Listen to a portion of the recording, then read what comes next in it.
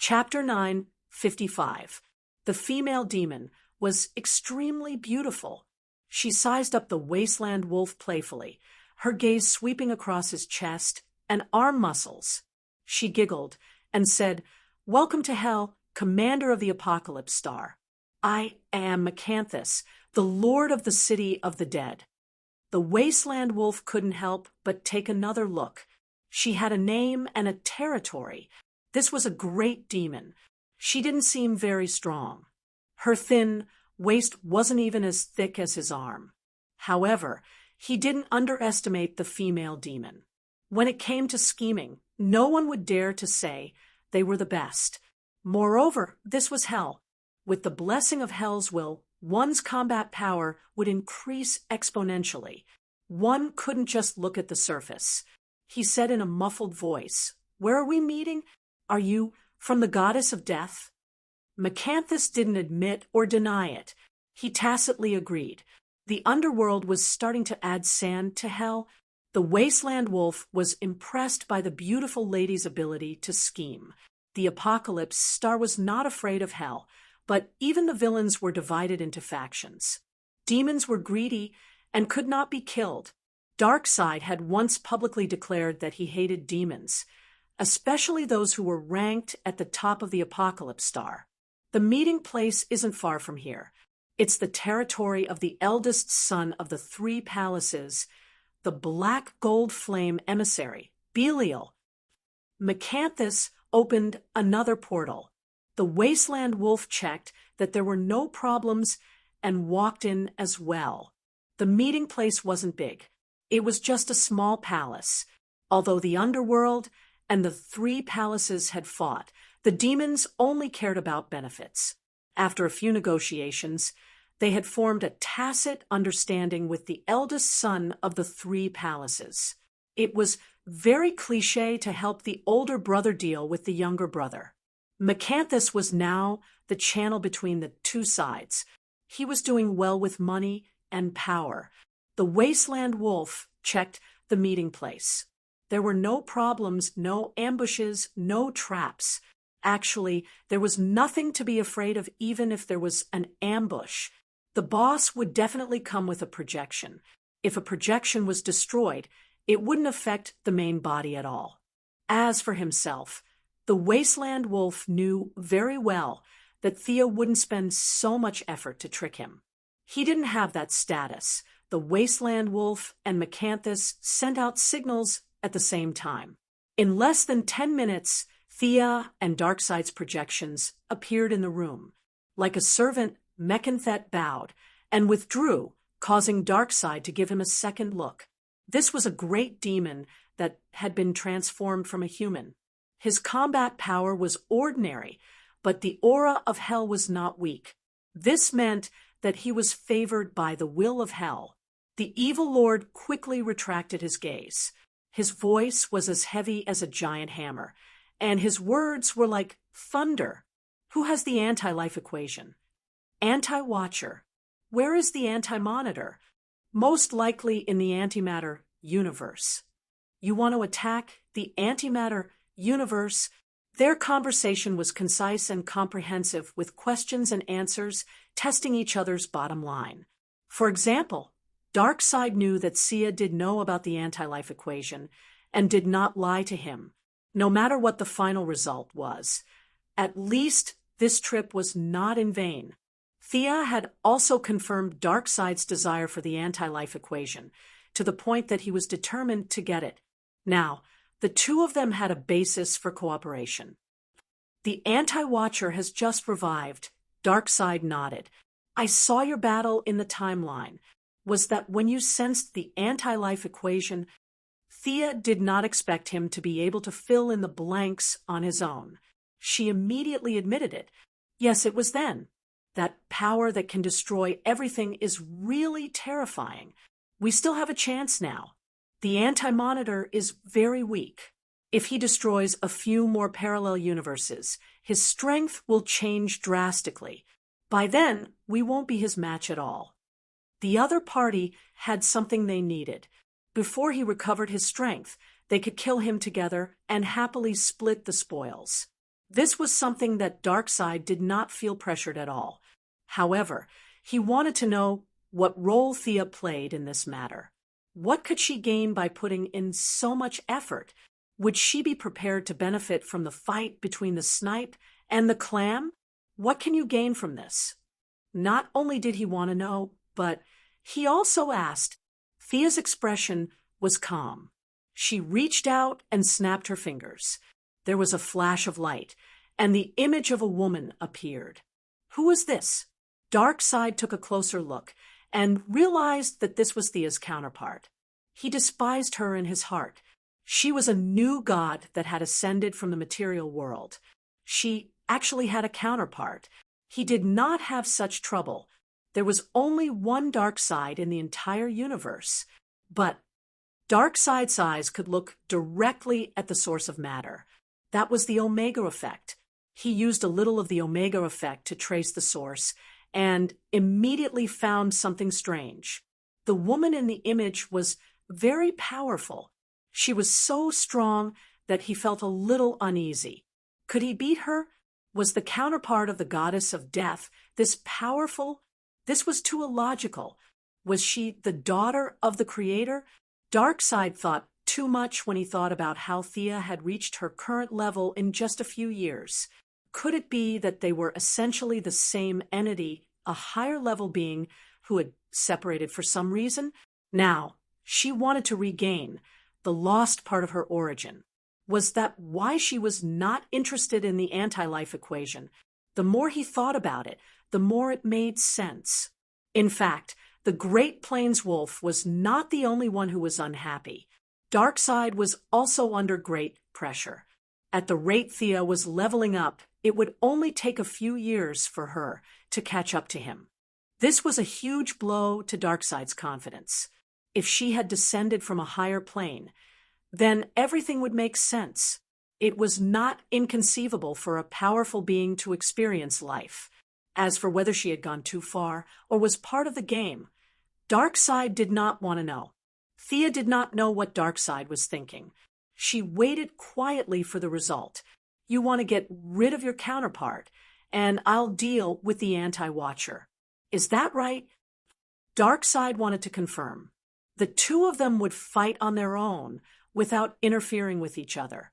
This would prevent the other from attacking, and it would be easier to collect the spoils after the battle. This was the ideal situation. That's right. As long as the anti-watcher appears, he'll be yours. Of course, if you can't beat him, I can help, but you'll need to increase your leverage. What if he runs away? Darkseid was not sure how confident he was in defeating the anti-watcher. Considering his current pitiful state, he was still confident. However, if the anti-watcher ran away, it would be troublesome. Darkseid's large body showed that he was not good at speed. At least, he was not good at speed among those of the same level. I can stabilize time and space. He won't be able to run away. Thea felt that she had to do something while watching the two bad guys fight to the death. This mission of stabilizing time and space was not bad, so she immediately took it on herself. As for the evil world's consciousness, it had little influence on Darkseid and the anti-watcher. Besides, it was hard to say whether Darkseid or the anti-watcher was more evil. Chapter 956. Darkseid felt that Thea's task was too easy and unfair to him, but he suppressed his displeasure when he thought about the importance of the anti-life equation. Mage-type gods were rare, especially those like Thea. Her understanding of space and time was far greater than Darkseid's. If she could seal the space, she would definitely be able to prevent him from escaping. If she turned hostile after the battle and refused to let him leave, Darkseid was not worried at all. He was strong enough to break through all space barriers. If worst came to worst, he could flip a table and shatter a planet. He had no qualms about doing so. There was definitely a risk, and it was not a small one. However, after thinking about it for a long time, he felt that it was not a big problem. He nodded and agreed. Okay, I agree. After discussing the details of the cooperation, the two gods disappeared from hell. There were too many powerful beings in hell, so it was best to stay away from them. Skyclips was left to the Ghost, Anti-Surveillance was left to Darkseid, and the rest had their own opponents. As for the terrifying Luthor from Earth 3, he was a retard and was not worth the effort. After counting the enemies and matching them up, she found that the arrangement was very good. The young lady basically had nothing to do in this battle. At most, she would help out when someone was in danger. However, she did not slack off. It was always right to be prepared. She had discovered a problem when she fought First Light the last time. Her instant death attack lacked a surprise attack. Unlike the Black Death Emperor, who could easily wipe out a large number of enemies, she needed to prepare a few seconds in advance. This problem was not obvious when dealing with low-level enemies, but it was very frustrating when dealing with enemies of the same level. They were not blind, so they could always dodge. No matter how powerful an instant death attack was, it was useless if it could not hit the enemy. She needed a way to kill the enemy without drawing her sword. Improving one's level was the most effective way, but unfortunately, she did not have the time. Her foundation was already weak, and she lacked further enlightenment. This path was useless. Her mind wandered, and she quickly came up with a solution that was not a solution. After returning to Hell, she mobilized a large amount of human and material resources to create a scabbard in the place where the aura of death was the thickest. She had originally planned to make a scabbard where she could place the night sky sword to absorb the aura of death. Then she could take it out and kill the enemy with one strike. Unfortunately, it did not match her style. Her long sleeves were fluttering in the wind, and she was carrying a sword sheath on her back. It was very eye-catching and beautiful. Now that she was carrying a cloak and a long robe, it was neither fish nor fowl. She could only compress it further and turn it into a sword sheath. Their effects were about the same, but the only problem was their durability. The death energy provided by the sword sheath might be able to launch 3 sure kill attacks, but the scabbard could only provide 2. However, she reckoned that this should be enough. If she couldn't kill an enemy with 2 strikes, she wouldn't be able to kill him with 3 strikes either. The Ghost didn't say what kind of material was suitable to seal the heavenly erosion. Thea found a few huge stones from the underworld that looked abnormally sturdy. They were also resistant to high pressure, corrosion, and magic. She kept them in her space as backup. Maybe one of them would come in handy. His daily research on the two-dimensional world was still fruitless. His spiritual feelers entered that world. And then what happened? Thea didn't know what to do either. She didn't have anyone to refer to, and it was a very painful thing to think about. In order not to affect Diana's future development, she did not tell her lover and could only think about it on her own. In the end, she couldn't figure it out. She decided to find someone to ask. Lucifer was impossible. This son of God was a god in his own world. He wouldn't come out even if the universe exploded. Big Brother Fate was strong enough, but this guy was always hiding from her. The remaining Watchers and Anti-Watchers seemed to be immeasurably powerful, but they were actually a bunch of high-level puppets. Thea didn't care about them at all. The Anti-Watchers aside, the Watchers seemed to be able to destroy the universe and record everything that happened in it. However, they were inseparable from the universe and were one. As long as the universe existed, the individual Watcher would exist. When the universe perished, so would the Watcher. When the universe evolved into the age of science and technology, the Watcher would be full of sci-fi vibes. If the universe evolved to the extreme of cold weapons, the Watcher would be an armored giant. Thea even felt that they didn't have the concept of self. They were completely different from her and Darkseid, who had their own emotions. They were like living programs. She would rather die than walk down this path. After eliminating those who had the ability to create the universe but ignored her, she only had one person left in her mind that she could ask. This person didn't live far away, but she hadn't made up her mind to contact him. It wasn't heaven or hell, and it wasn't some strange place. The person she was looking for was on Earth, in the metropolis. This place was only one stop away from the Daily Planet. It was the first choice for the city's poor. The security was good, and the rent was cheap. Other than the fact that the population was a little mixed, there was basically nothing wrong with it. When Superman first came to the metropolis, he lived here for a long time. The rent wasn't expensive, and it was close to the newspaper office. He only moved out after he got married to Louise, a fair, rich, and beautiful woman. Thea wasn't looking for him today, nor was she looking for something he left behind. She was looking for Superman's former neighbor, an old woman. When she found her, the old woman was drying clothes on the rooftop. Her hair was white, and her face was full of wrinkles. She wore a green t-shirt that was a little loose and didn't fit her body well. When the old woman turned around and saw Thea, she was shocked. Even if she didn't dress up, Thea's clothes were still of the best quality. Although this area wasn't considered a slum, no one would wear such expensive clothes. Do you need something from me?" the old woman said hesitantly. Thea looked at her from head to toe and seemed to be relieved. "I know you, the princess of the fifth dimension. Don't you have any power now?" After her biggest secret was exposed, the old woman was shocked at first. Then she became calm as if she had accepted her fate. She chuckled as if she was mocking herself. She wiped her hands with a towel. Since the other party knew her true identity, she was not afraid. She continued to hang the clothes, as usual, and was busy for half an hour. Thea didn't say anything.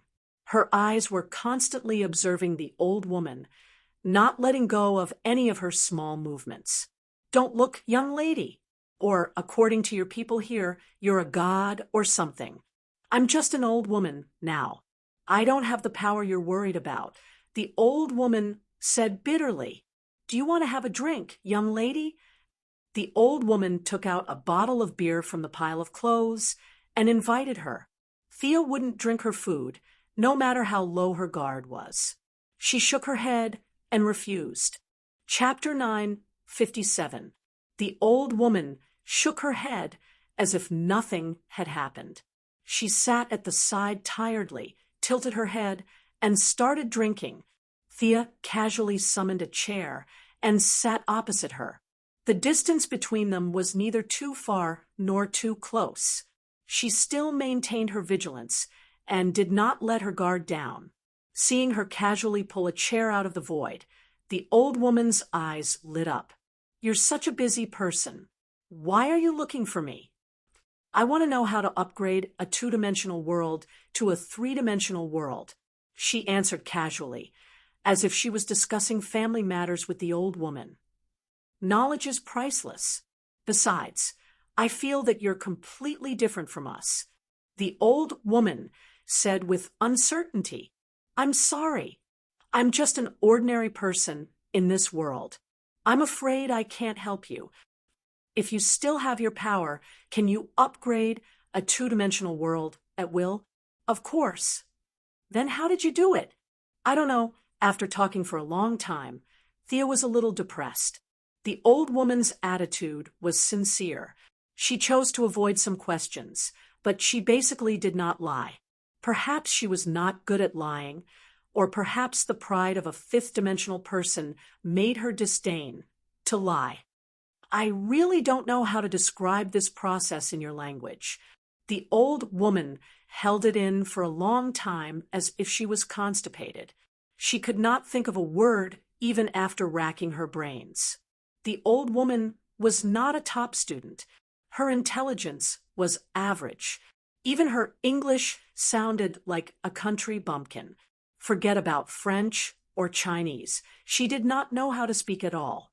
The vocabulary of the English language was too small. Sia was confused by the few strange words that were repeated over and over again. "I'll let you see my memories. Maybe it will help you," the old woman said.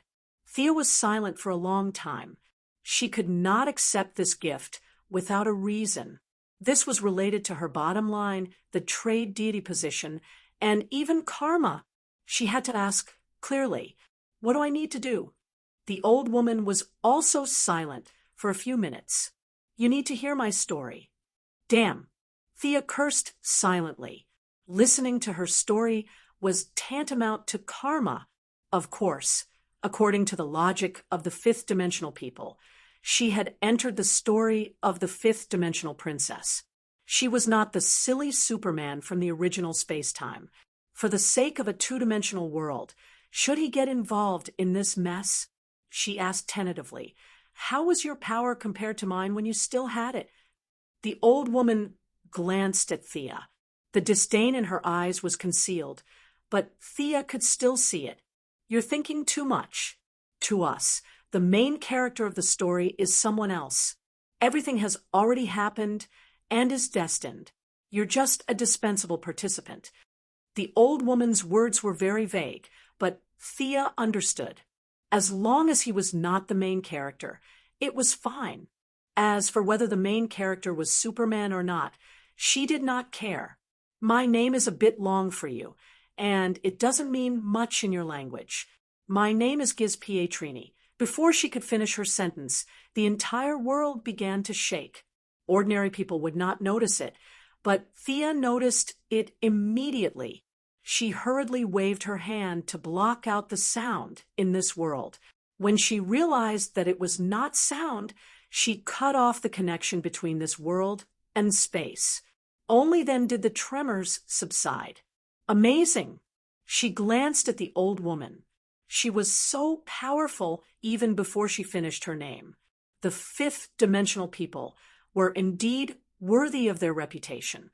The old woman was a little dejected. "Well, the name doesn't mean much here. For the sake of convenience, you should call me Madam and I. After all, I'm an old woman." Thea readily followed her advice. "Madam and I, please continue.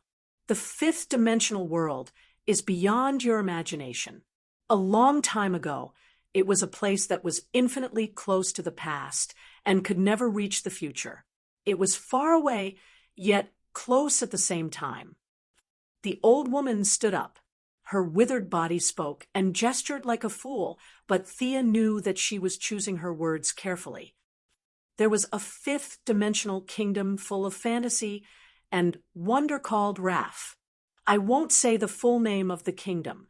The full name of the kingdom is meaningless to you. The ruler of the kingdom, Beulah Paikizi, has been depressed ever since his queen passed away. Ever since the queen passed away, there was nothing that could brighten his mood. Because of his sadness, the entire palace, as well as Raph, was shrouded in blue-black gloom. All the royal family and subjects felt the king's sadness. Thea's mind was filled with the image of a great demon king baring his fangs and brandishing his claws about to devour people. Madam and I recalled for a moment and continued. All his subjects gathered all the rare treasures in the kingdom and offered them to him. His most beloved daughter talked to him every day, but none of them could make him smile again. This included his court magician, Lord Venedeket. He conjured up rigid procedures, dull concepts, noisy rules, and pale examples. All of these made the king sleepy. Thea pursed her lips and did not say anything. This old woman's story was not objective at all. This so-called court magician was described as worthless by her. It was obvious that there was a personal factor at play.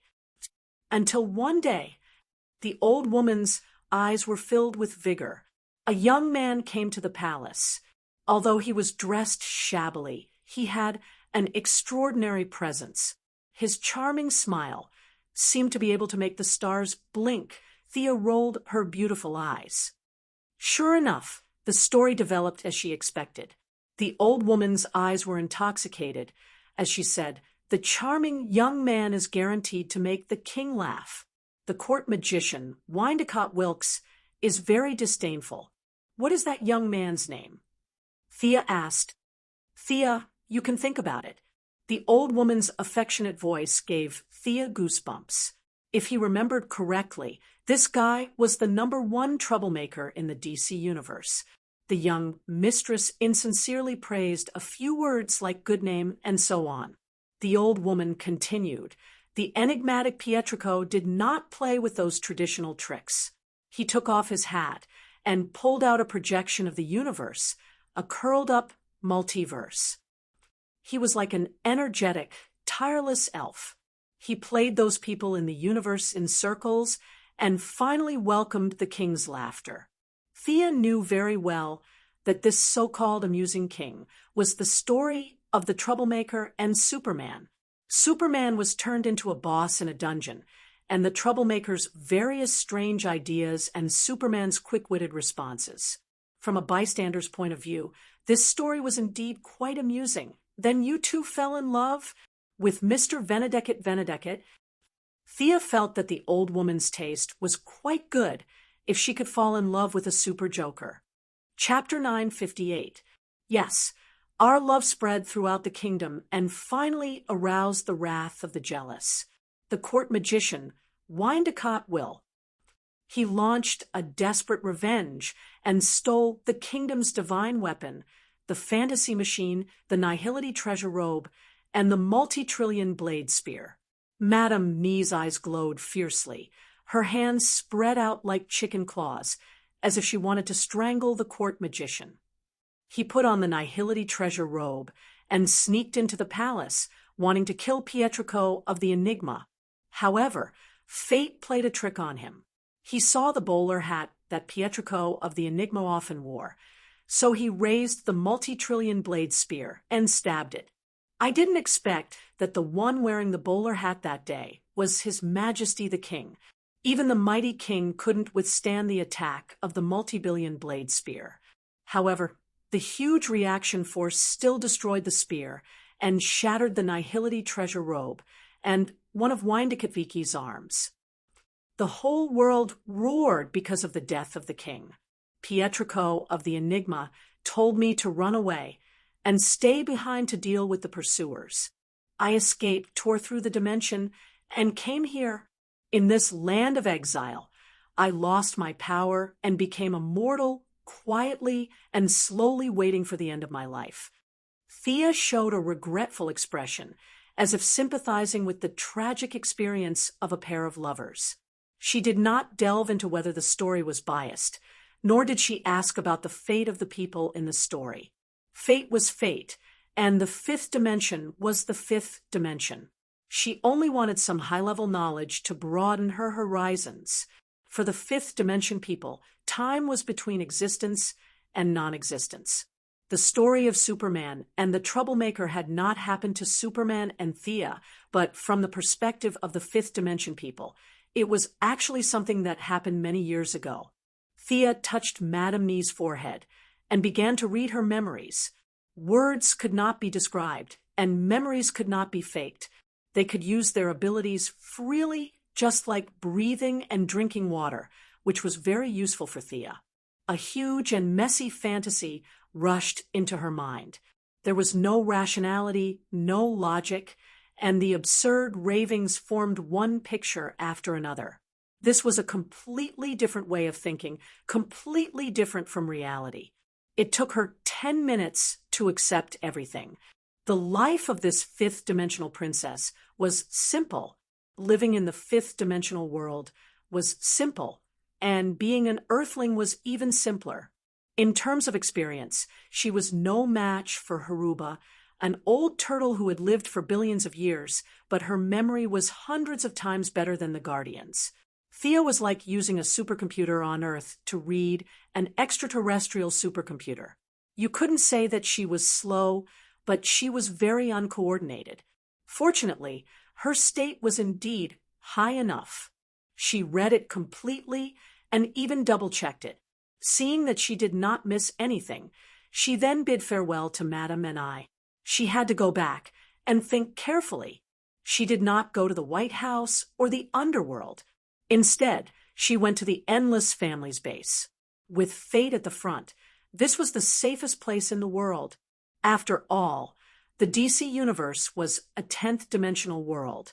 Although the 5th dimensional people sounded powerful, they were nothing in front of fate. Madame and I had the most images of the troublemaker in her memory, and Thea read this part first. The results were reasonable.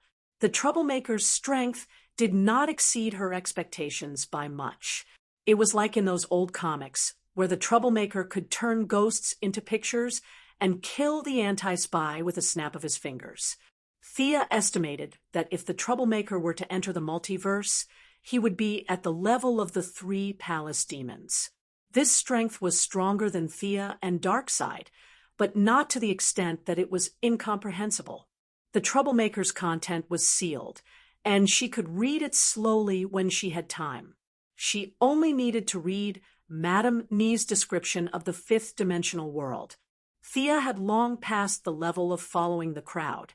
She had her own judgment and would not blindly believe what others said was the truth. In this day and age, even the Supreme could make mistakes, let alone this 5th dimensional princess. Looking at how she was now hanging out on the rooftop to dry clothes and drink beer, and how miserable she was, it was clear that she was far from being omniscient and omnipotent. The old woman's theory could only be used as a reference. There was no need to learn everything. The goddess of death had her own pride. Madame and I believed that the 5th dimensional world was the 5th dimensional world, and reality was the 3rd dimensional world. The 3rd dimensional world should be the 4th dimensional world. It was a mixed world and could not be simply described as the 3rd dimensional world. The troublemaker was a poor guy in the 5th dimensional world, but in the 4th dimensional world, he was a god. Similarly, when Thea ascended to the 4th dimensional world, she was also a god in time. Although the troublemaker was a max-level character in the 4th dimensional world, and she had ascended from the lower world, and there was a difference in strength, they were still on the same level. Some people said that the 5th dimensional world was the mind, but this point of view was only slightly related. In her opinion, it was more appropriate to say that it was a fantasy world. Just like the Martian hunter, his ability was very idealistic. If he felt that he could do it, then he could do it. If he could not, then he could. Many mages and psychics also had the ability to turn illusions into reality. Where did this ability come from? Why did it appear out of thin air? Thea felt that these abilities more or less borrowed a trace of the power of the 5th dimensional world. The 5th dimensional world was very close to normal people. Madame and I said that it was far away, but close at hand. This was very accurate. The 5th dimensional world could not be seen or touched by normal people, but it was there and had never left. Everyone had time and the ability to think. A few people could even extract power from their thoughts. Therefore, the 3rd dimensional world was made up of 1-dimensional points and lines, 2-dimensional planes, 3-dimensional space, 4-dimensional time, 5-dimensional thoughts, 6-dimensional, 7-dimensional, and all the way to the 10th dimensional world. These invisible and unknown things were piled up together like a box, a big box over a small box. When an individual reached the 10th dimensional world, they would be considered to have reached the peak of this world. Thea would not take that path. Different paths lead to the same destination. The essence of power was the same. The only difference was the method and process of obtaining it, carefully sifting through Madame Nee's memories, just like how not everyone in the 5th dimensional world was a scientist. There were also unreliable people in the 5th dimensional world. Milady felt that this princess was most likely a slacker in the 5th dimensional world, the kind that only thought about young men and did not study hard. She spent a lot of effort to interpret many of the viewpoints in her own way, only to find that they were all wrong. One had to know that she was now a multiverse-level character.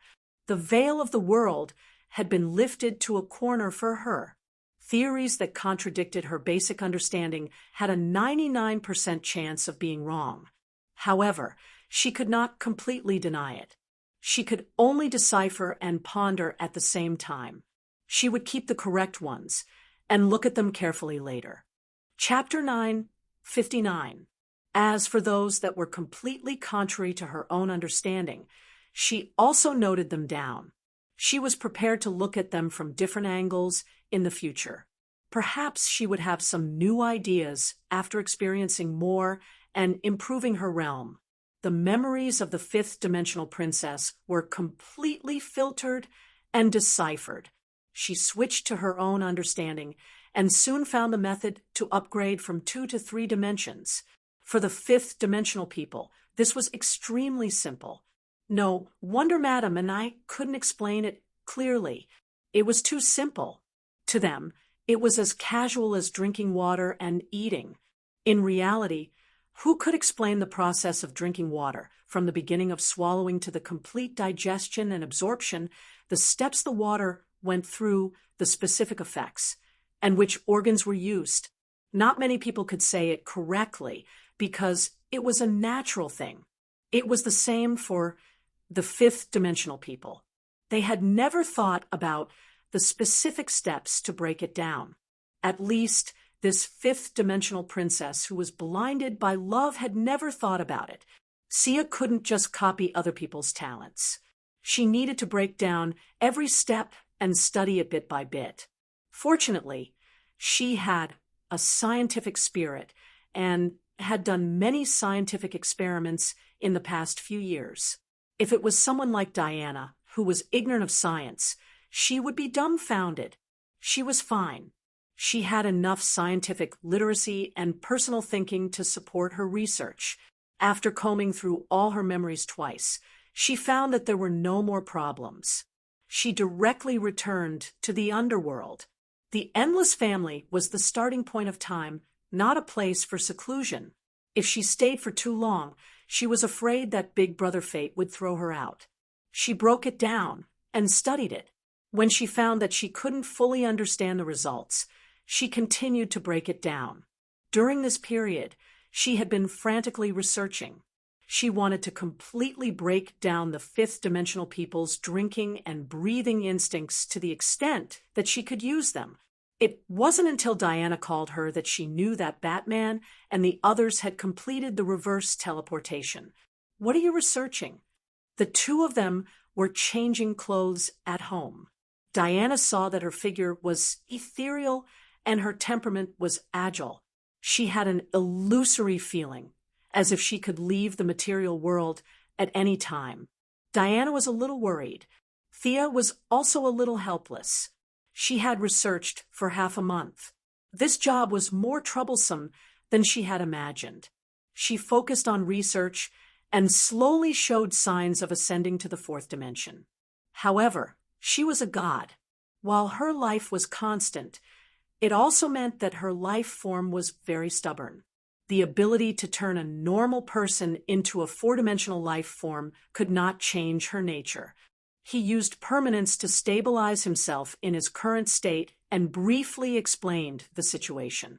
Diana didn't know much about the fourth and fifth dimensions, but when she heard Thea talk about building a parallel universe in broad terms, she wasn't too surprised. From her perspective, her lover was very good at tormenting in various senses. It was normal for him to do something earth-shattering. The two of them arrived at the Hall of Justice. Originally, the Watchtower Space Base was the most suitable place to conduct such secretive activities, but when they found out that the advance party was going to head to Earth 3 today, not only the Righteous Alliance, but the other factions also sent representatives to observe. For example, Martian Hunter, who had always been away from the main alliance, Luther, who had brought his own rations, the young Titan Red Robin Tim, the Dark Justice League's Madame Xanadu, and the Rogue Gang's Captain Han all rushed to the scene. The remaining President Moira, the Vice President, the Speaker of the Congress, General Lane, Amanda, Steve, various consultants, experts, and a bunch of other people gathered together. They wanted to witness this with their own eyes and see what the other parallel universe was like. That's right, Batman was very awesome. He had played tricks with a legendary device. Originally, the evil old butler's golden skull was a locator. It opened the channel and was done with a bang. Now, it had been magically modified with a lot of advanced technology from Luthor and Batman. It could transmit sound and images across dimensions, making it like a live broadcast. The original three-man team of Nightwing, Black Canary, and Atom Man now had a new member. Baldy Luthor was also going. What he was going to do was very important. It couldn't even be done without him. For the sake of concealment, the first teleportation couldn't use too much energy, and the request was that they bring less stuff. The teleportation device couldn't be completed on this side. If it was activated on the other side, they would have to start from scratch on the other side. Building a teleportation channel on Earth 3 wasn't the job of Nightwing and Black Canary, who were good at fighting. Their specializations were different, and Atom Man wasn't as knowledgeable as Luthor. There would be some differences in the laws of physics between the two worlds. The most important thing was that they needed to report to the plane at all times. This was no longer a matter of the Righteous Alliance, but a national matter. Several military staff officers had been stationed in the Hall of Justice to revise the follow-up plan after getting first-hand information. This teleportation job could only be done by Luthor. After all, Nightwing and the others couldn't show their faces, and they couldn't disguise themselves on Earth 3. They couldn't appear in front of the camera, so they could only bring Luthor along for this mission. Nightwing and the others teleported in a small room next door, and everyone in the hall surrounded Luthor. His teleportation device was the most complicated. Several nano-level communication devices had to be implanted under the skin, and the coordinates of the landing point were provided by Thea. Guangdong still had a few subordinates on Earth 3. Although their strength was sealed, a few shadow assassins could be the initial support work. Boom, boom, the machine began to roar continuously. Luthor enjoyed this kind of attention and didn't feel the danger at all. A huge white light flashed, and he was happily teleported. Why hasn't the image been sent back yet? Moira waited for 3 minutes, but there was nothing on the screen. She couldn't help but ask Thea. The flow of time between the two worlds is different. It should be soon, she answered with certainty. Sure enough, 5 minutes after Luthor and the others left, the image finally came back. Nightwing and the others had to disguise themselves as ordinary people and wouldn't appear in front of the camera. As for Atom Man, even if he walked out openly, ordinary people wouldn't be able to see him. With the help of advanced technology, a group of politicians at the scene also saw the image of Earth 3 and even transmitted it to the world's leaders in real time through the Righteous Alliance. The sky here is blood red, the light is very weak, and there are no pedestrians on the street. Luthor said carefully, and, at the same time, put on a wig. Baldness was still very eye-catching these days. Although he wanted everyone to know him, Luthor wasn't stupid. In an environment full of enemies, he still needed to keep a low profile. The scene seemed a little cold. He hugged his shoulders and carefully observed the surroundings. The road was very empty, like a dead city. There were no pedestrians, and naturally, there were no police cars. Occasionally, a car would pass by, but it was full of heavily armed, non-government personnel. Looking at their headscarves, clothes, and weapons in their hands, it was obvious how chaotic this place was. Chapter 960. Luthor looked up at the sky again and observed for a while. Although the blood-red curtain blocks the whole world, there is still a weak sunlight. The sun here rises in the west and sets in the east, he said with great certainty. Hey, I found a book for you. The sudden voice startled the dignitaries. They knew it was the Atom Man. He could walk in front of the camera without any scruples because no one could see him. Luther picked up the book on the ground. Now, everything was unknown. Books were a good way to learn. They had discussed it before. The book was not too thick. It seemed to be an enlightenment book. There were some illustrations. Luther flipped through it casually, but after a few glances, he smiled with a strange and playful smile. He flipped through the book quickly and finished reading it in less than half a minute. He opened the book and let the dignitaries see it clearly. At the same time, he added his own explanation. This is very interesting. This is a children's book. It tells a historical story. The history here is beyond recognition.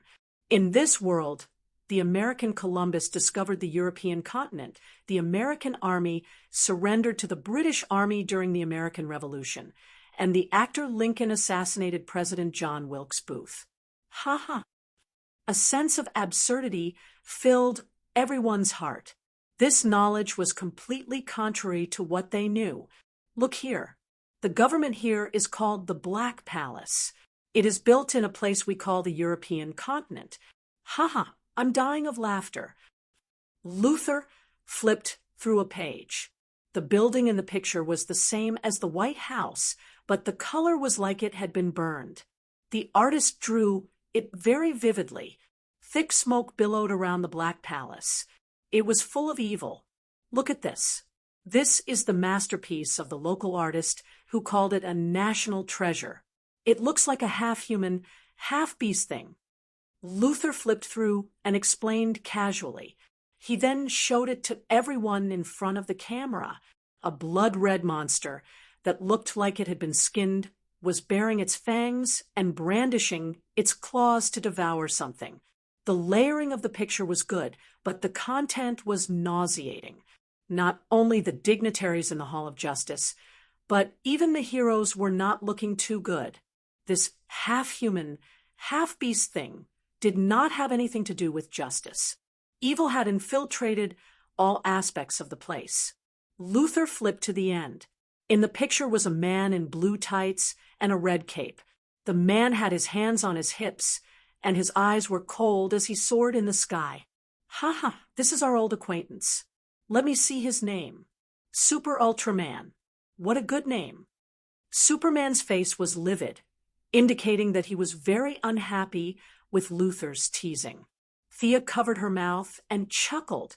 Diana glanced at her curiously, but she waved her hand to indicate that it was nothing.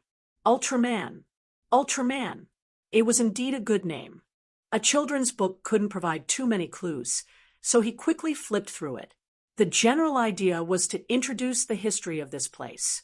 Superpowers and whatnot were just general descriptions. Luther walked down the street, wearing a hood. He looked around hurriedly as he walked. This was not to say that he was nervous or that his mental fortitude was low. It was because the people here all walked like that. There were only a few passers-by, but their eyes were glowing and they were on high alert. They were afraid of being attacked, but at the same time, they wanted to be the hunters themselves. The roles of predator and food were constantly changing here. The entire world's was encouraging them to do bad things. The more they did, the greater their influence, and the happier the world's will would be. As long as you want to do something bad, the will of the world will provide you with convenience. If you want to do something good, then it will do everything possible to obstruct you until you become a corpse. In front of the world's political leaders, Luther acted out a method of asking for directions that was very characteristic of Earth. He observed the passers-by on the road and quickly found his target. He was hiding in a dark alley, lying on the ground. His 2 feet were exposed from the shadows, trembling from time to time, as if he was a critically ill patient who was about to lose his life. A thin passerby passed by in front of him. Luther's slight trembling attracted his attention. A simple corpse was worthless. People died here every day, and the things on the corpse would be taken away in 10 minutes, and the guy in front of him was obviously not dead. His leather shoes seemed to be a bit oily. He turned into the street corner, wanting to see what else he could take away from Luther's body. The shoes were not bad. At least they could be exchanged for some money. Just as he was thinking about who to sell them to, Luther, who was determined to be a dying man, suddenly exploded. A syringe was inserted into his vein, and then he dragged him back into the dark like a dead dog. His actions were smooth, and without any hesitation. He did not look like a super billionaire at all. Instead, he looked like an experienced street veteran. The people of the Righteous Alliance felt a little uncomfortable watching such a crime happen right under their noses, but they did not say anything. After all, Luther had a sense of propriety and did not kill anyone. Superheroes did not fight back. Batman dominated Gotham, and no one blamed him for it. What's more, for many people in parallel universes were not human at all. The interrogation process was boring. Ordinary humans could not resist the effects of the truth-telling potion. The passerby, who was captured by Luther, quickly told him everything he knew. Historical events were indescribably strange. Many historical figures still existed in history, but the things they did were completely different. Luther's focus was always on the Kryptonians. He asked a lot of questions about them. According to the passerby, the super tyrant here came to Earth 30 years ago. After that, he brought Earth, which was already full of evil, to a new height. He threw money in public just to cause chaos and organized his henchmen to establish a criminal syndicate. He used super hearing to monitor the world and burned the few righteous people to death with heat rays. His methods were extremely cruel, but it shocked the whole world. Crime began to become mainstream. The passerby deliberately mentioned that the super tyrant had an extremely advanced spaceship parked above Earth. The artificial intelligence on the spaceship was monitoring Earth at all times. Will the advanced team be in danger? Moira immediately asked, as a charismatic politician. Whether she was sincere or not, it had become an instinct to care about her subordinates in danger. Thea had been competing with the two-dimensional world recently. She shook her head to show that she did not know. She also turned to look at Batman, who was the self-proclaimed second spokesperson of the Righteous Alliance. Batman was very calm. With the help of Thea's relationship, the current government and superheroes had the closest and most compatible relationship. He replied calmly, "Don't worry, Mr. President. We have analyzed the difference between humans in the two worlds. Our vibration frequency is different from that of the other side. Unless we are specifically monitoring according to a certain frequency, we will not be discovered." Moira nodded in agreement. They continued to watch the live broadcast. Chapter 9:61. At this time, Luther was almost done asking Super Overlord about the space monitor. As expected, this was the fortress of solitude of the superhumans in this world. However, the superhumans in this world had always treated it as their home, as a memory of Krypton that stayed at the North Pole. In the other world, Super Overlord directly activated the spaceship and became the monitor of all humans. Passers-by also knew very little information. They only knew the code names of a few bad guys and did not know their real names. However, the Fortress of Solitude belonged to Super Overlord alone. The Syndicate and the others could not enter. Nightingale from Earth 3 had also launched a space base. Unlike the ring-shaped watchtower here, his was square. A day passed quickly. Luther's main task was to build a teleportation circle so that more heroes could enter this universe silently. The task of investigating military information and supercriminals was still left to the 3 members of the Righteous Alliance. In the evening, all the important politicians had left. Only the 9 members of the Righteous Alliance were still waiting for the latest information from Nightwing. Similar to Batman, Nightwing had strict requirements for himself. The second the appointed time arrived, he opened his communication channel. I have to say that this place is really bad. During the day, there is no one on the streets. However, at night, everyone comes out of their houses, like crazy, smashing, robbing, committing all kinds of crimes. Nightwing's face was a little pale. He had been to many places that day, secretly observing and recording everything. This place made him uncomfortable, very uncomfortable. Bruce, can you imagine? The Graysons here are really bad. They are both circus trapeze artists. However, their activities in the country are not to perform, but to launder money. Their leader, Richard Grayson, is a complete villain. He facilitates criminals all over the country by sending weapons, money, and selling all kinds of information.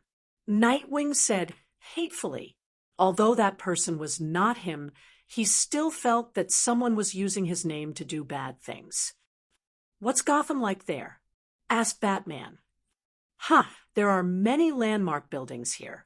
Arkham Manor, Tompkins Brothel, free food for the poor, the Iceberg restaurant that has been destroyed by Nightingale. Nightwing said with an ugly expression. The members of the Righteous Alliance looked at Batman from the corner of their eyes. Unfortunately, they could not see any expression on his face. Jim Gordon is the mayor here, but he's a big embezzler. Nightwing shared the information he had gathered. The Atom Man also told him about the information he had found out. The father of the nation here was Benedict Arnold, a villain who betrayed Washington and the War of Independence for £6,000 in Thea time. The national flag was not a blue background with white stars, but a red background with black stars. The red and white stripes had also become blue and black. Clark, I thought the Super Queen here was Diana. I didn't expect it to be Louise. The Atom Man said, awkwardly. The Lantern here is also Hal Jordan, but according to the records, he is a coward. Amidst a bunch of annoying bad news, the Atom Man found a piece of news that he didn't know whether it was good or bad. Eating empty pay, drinking the blood of soldiers, concealing reports, making false reports, passing off shoddy goods as good ones, and reselling military supplies. Everything that one could think of could be found here, and it was very common. If it was the Earth's army, they would be able to wipe them out without any losses. The call ended quickly. After all, Super Boss rested during the day and came out at night. It would be bad if he was heard. After the call ended, the heroes looked at each other. If there were no Kryptonians in that world, it might at most be a more evil planet. This made Superman reflect on whether it was right or wrong for his parents to send him to Earth in the first place. Thea and the others didn't have time to feed him chicken soup. Ordinary heroes only cared about who they were dealing with. For example, the Flash and Green Arrow were discussing how to deal with Johnny Quick. Diana also expressed her dissatisfaction with the Super Queen's noose and dress. Strategic issues could only be discussed by Thea and Batman. This blood-red sky is the barrier you mentioned, right? Yes. The Anti-Watcher is about to enter this world, right? How much time do we have? Over there, it's 14 days and 2 hours. Here, it's 17 days, 9 hours, and 35 minutes. She was very sure that space barriers, and time were originally the strengths of magic gods. After studying the talents of the fifth-dimensional people for a few days, she had a deeper understanding of them. Can you deal with the Anti-Watcher? Should be able to. Thea didn't say that Uncle Duh should be able to defeat the Anti-Watcher. After all, the original Anti-Watcher had absorbed the power of 3 universes on Earth, and was still able to fight to a draw with Uncle Duh. Now that he couldn't absorb the power, how could he be stronger than the original? As for why Darkseid appeared on the battlefield, Thea would not explain. She would just treat him as a passerby. When the time came, no one would be interested in watching the fight. I don't seem to understand what you mean.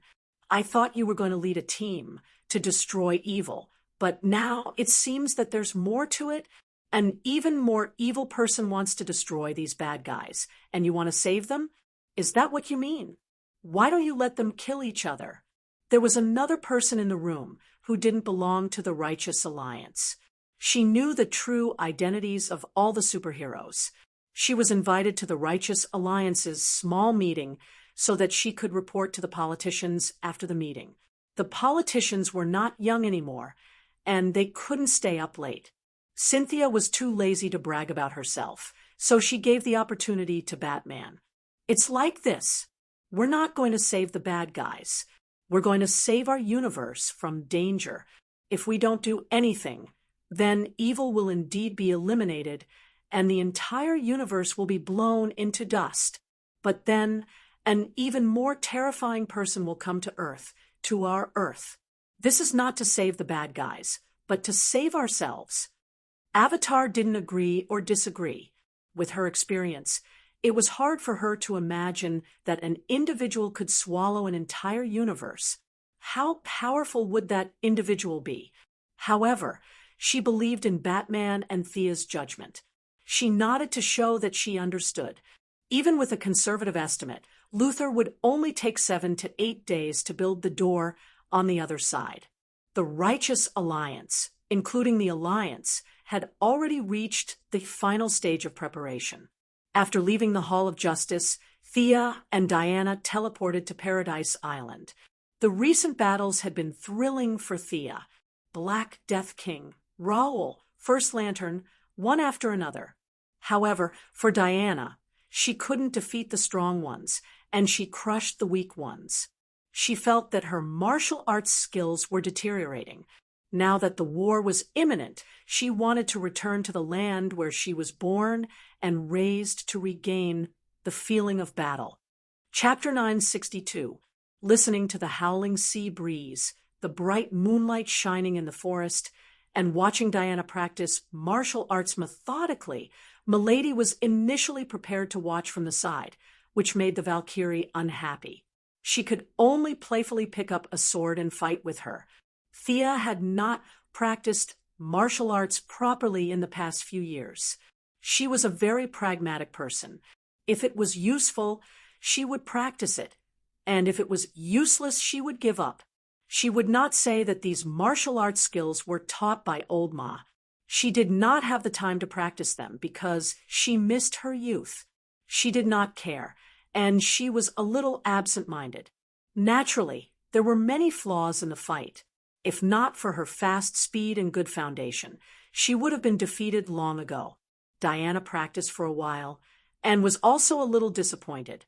She also knew that the use of martial arts would be less and less in the future, but she could not let it go. She had practiced for thousands of years and suddenly found that the martial arts that she was proud of before could no longer be used. The confusion of the important things leaving her made her heart feel a little heavy. Why do I feel that you have more things on your mind than I do? Thea handed her a bottle of water. She suddenly realized that she had been too concerned about the two-dimensional world recently and neglected the people around her. If you were given a chance to choose again, would you choose eternal immortality or to live an ordinary life like an ordinary person? The two hugged their knees and sat back to back on the beach. After a long time, Diana said slowly, after saying that, she smiled and answered her own question. You will definitely walk this path. No matter how difficult it is, you will definitely do it. This was the trouble of the long-lived species. As a medical giant, Thea felt that she had discovered a new illness. In layman's terms, it was that they were tired of living. The accumulation of hundreds and thousands of years of memories put a heavy burden on the soul, giving them the illusion that they did not fit in with the world. Before Lady Styx met Thea, she had not developed her superpower for thousands of years. Attikitas soaked in the blood pool every day and used such violent means to prove that he was still alive, not to mention the little blue guardians. The more knowledge they had, the more childish their thinking became. Now, they had degenerated to the level of kindergarten. However, they were all troubled by the fact that their lifespans were too long. Compared to them, Diana was fundamentally different. Thea didn't say anything. She just needed to be a good listener. Diana didn't need to be weak in front of others. It was enough for her to have a shoulder to lean on and listen to her thoughts. Humans age too quickly. Batman is much older than when I first met him. He is no longer young. Although his body is still strong, I can see that he is tired. Barry purposely kept himself moving at a low speed, suppressing his speech speed and reflex speed to prove that he is still a normal person. However, there are wrinkles at the corner of his eyes. How long can he keep running at a high speed? 10 years or 20 years? Will he disappear into the universe one day while running? Clark is old in my eyes. Maybe Kryptonians live longer than Earthlings, but I guess he will leave eventually. The Sea King's lifespan is slightly longer than that of Earthlings, but it's only a little more than 100 years. What should we do when our companions grow old one by one? Do we save their lives or let them go to the end of their lives? Diana said word by word. It was obvious that she had thought about many of these words for a long time. Now that she said them out loud, she seemed to be in a better mood. Thea thought to herself. Diana had been in contact with the people on Paradise Island for a long time. She had never had the concept of life, old age, illness, and death. She had closed herself off from human society for 100 years and was wary of everyone. It wasn't until she met Thea again that she opened her heart and walked out in front of others again. She had made some friends. When it came to life, old age, illness, and death, no one in the world except the Black Death Emperor had a better right to speak than the goddess of death. However, there was no need to spoil the mood and talk about realms at this time. In many myths, the gods liked to make friends at first, but in the end, without exception, they closed themselves off and no longer cared about the mortals. Life forms were different. When the mortals died, they died, but the gods had to bear this friendship for 1,000 years, 10,000 years, or even longer. Over time, there was a gap between the two. Diana looked mature, but her mental age was really young. Thea found it a little funny that she was still worried about these things. At this time, persuasion was not very useful. Everything depended on one's own thinking and finding one's own position. Moreover, she was wrong. Batman could still live for a very long time. He was a little old now because the dark multiverse was not fully online. Once it was fully online, Batman's life would reach an infinite level. Whether Batman was old or not, Catwoman had the most right to say. There was no need for the two outsiders to worry about it. As for Barry, Superman, and the others, they all had their own fates. They were not as pessimistic as Diana had described. It was just that it was too troublesome to explain. The young lady's solution was to change the topic. Do you know the mystery of the birth of the universe? Diana knew her well. She whispered, changing the topic again. No, do you know? Actually, I don't know either, but I know that we are all invaders. Her words were shocking. Diana was indeed attracted. Her lover knew a lot of secrets. In her opinion, it was caused by the difference in levels. It had to be said that the Valkyrie's interest was piqued. She immediately threw the matter of Batman to the back of her mind. Why do you say that? In the beginning, the universe was dark. There was no life. You've seen the Black Death Emperor. Although it's not accurate, he could be said to be a native of this universe. We, you, me, all the people and gods, are actually invaders. The subversive words made Diana face it seriously. The two of them no longer sat back to back. Instead, they sat side by side. The Valkyrie tilted her head and waited for her to continue.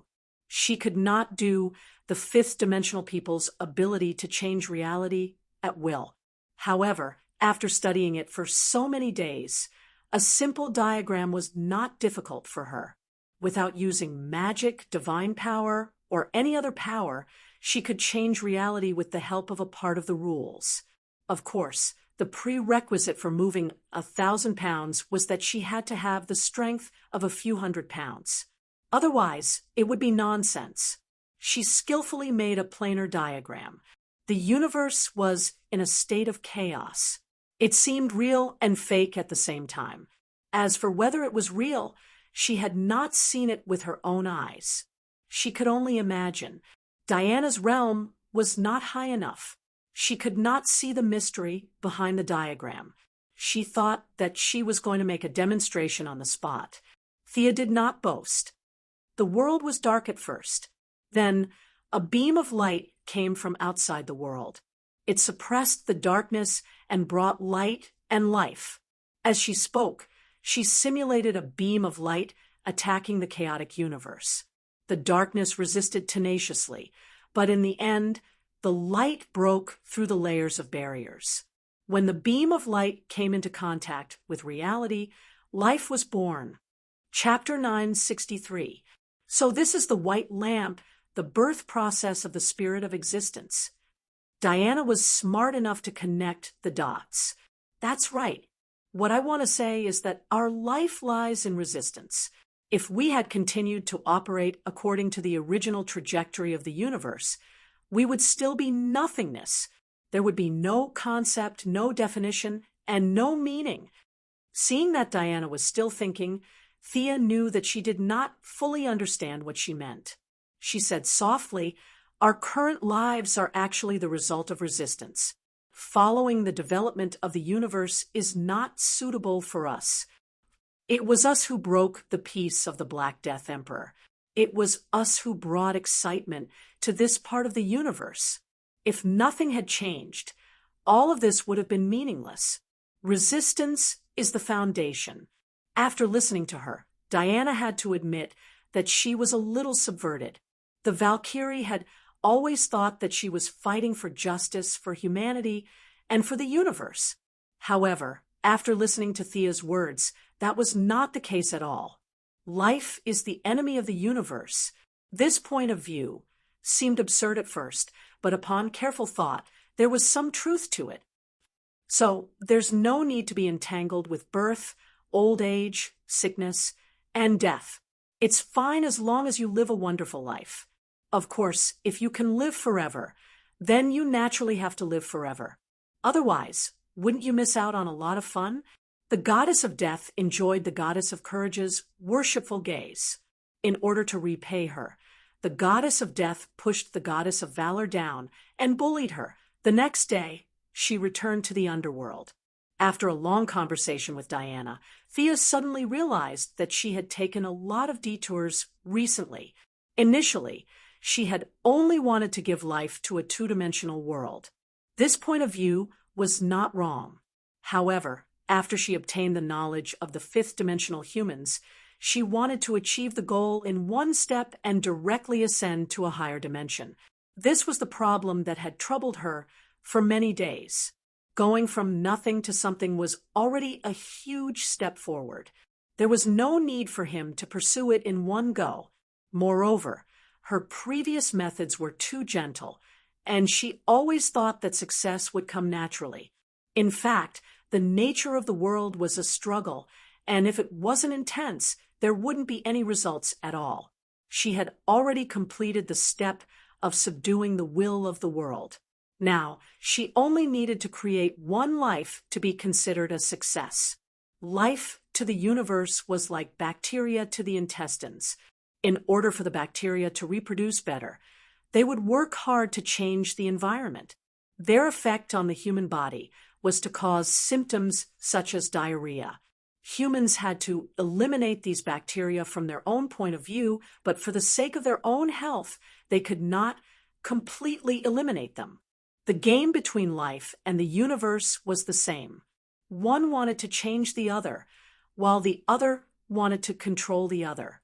The counterattack of the green of all things and the black of decay was the revenge of nature against life.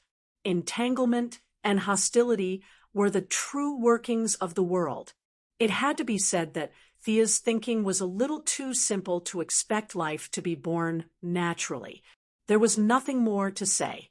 Everything was clear. Suppress all discontent and fight back. Although it was said to be a game of brute force, it was actually not that intense. The process was really not that difficult. This two-dimensional world is too small, and its own will has only been born for a short time. It is muddle-headed and can't leave Thea, but it also wants to make its own voice. Milady did not waste any time and directly used the fifth dimension method to instill her will into the world. All kinds of complicated emotions destroyed the weak will originally produced in the two-dimensional world, and it was finally replaced by Thea's own will. However, she did not completely exterminate them. Whether she was a normal person or a new god, she knew the importance of balance. Light and darkness, good and evil, life and death. Both the front and back sides were indispensable. Now, the will of that world was more like a mixture of her and her original will. The wholly owned company was forcibly acquired and turned into a joint venture company. Foreign capital took the lead, and the original will was squeezed into a corner. It chose to hibernate and wait for the opportunity to rise again. The first life was born from the soil. In the two-dimensional world, it was like a giant. The origin of its body was still made of stone. It was very curious about everything when it was born. It touched here and there and looked there. However, Thea felt a wave of sadness. She saw the fate of this life. Its life trajectory was very short. After exploring the world and finding nothing, it sat alone and meditated. In the end, it burned itself and brought the real fire of life to the world. The word death would appear after the stone man burned. The stone man did not have a name. Its fate was already determined. In the two-dimensional world, this life was very great, but in reality, it was just an illusion that was not very real. Although Thea repeatedly told herself that it was just a program, she still felt sad. Indescribable pain hit her heart. The whole world breathed with her, and she was happy with her joy. She felt that she had broken away from the limits of her body and became a transcendent existence. The whole world was under her eyes. As long as she wanted to, she could see any corner of the world and anything that happened. In this world, she was omniscient and omnipotent. It was as if she had unlimited power. Fate and death had to bow at her feet. No, this was very wrong. Her heart was warning her. This pond was too small and should not be able to contain her. She should not be limited here. The outside world was her foundation. Relying on great willpower to break away from the two-dimensional world, Thea was so tired that she sat on the ground and panted. After a long time, she realized that she had returned to her body. The feeling of omnipotence disappeared, and she returned to normal. Power was intoxicating. This saying was not false. She almost lost herself in it and became a native will of the world. Fortunately, she did not kill it all and only dispelled half of the world's will. Coupled with the huge difference in power between her and the two-dimensional world, she was able to wake up in time. She returned to Earth exhausted. What happened to you?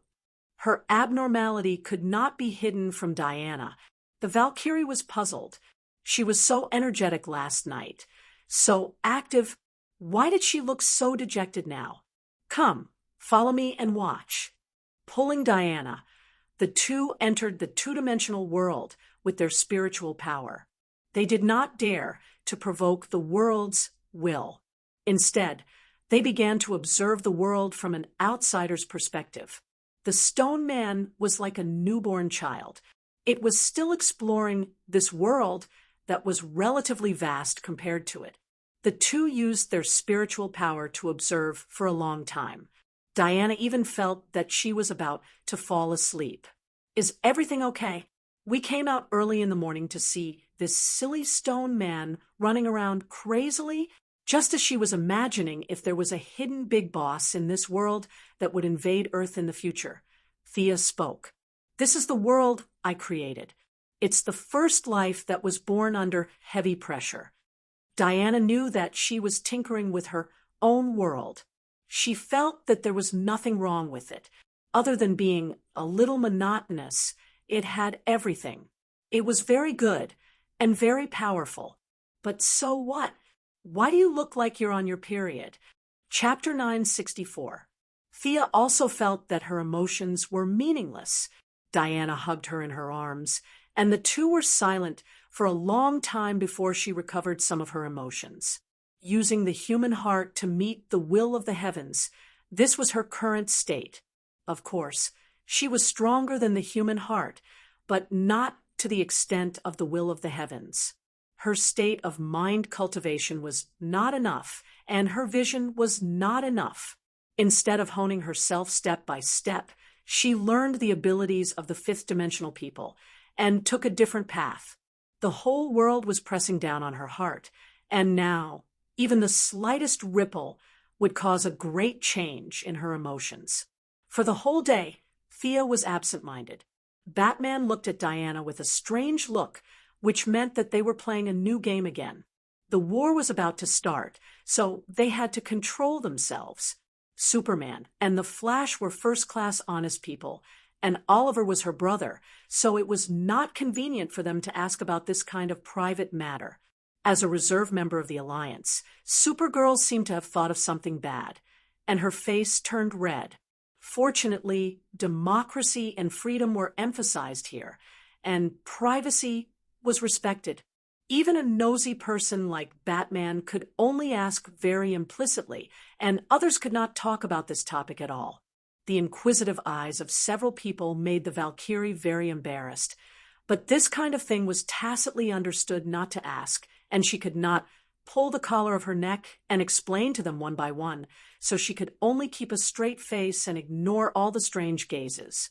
Relying on Diana as a shield, Thea took a full 3 days to return to normal.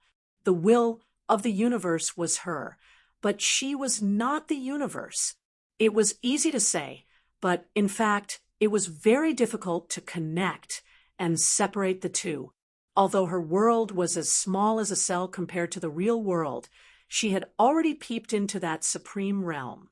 Among the several big shots who created the world, God had the highest realm and was the most carefree. He had already cut off his connection with the world. The world was created by him, but he would not stay here forever.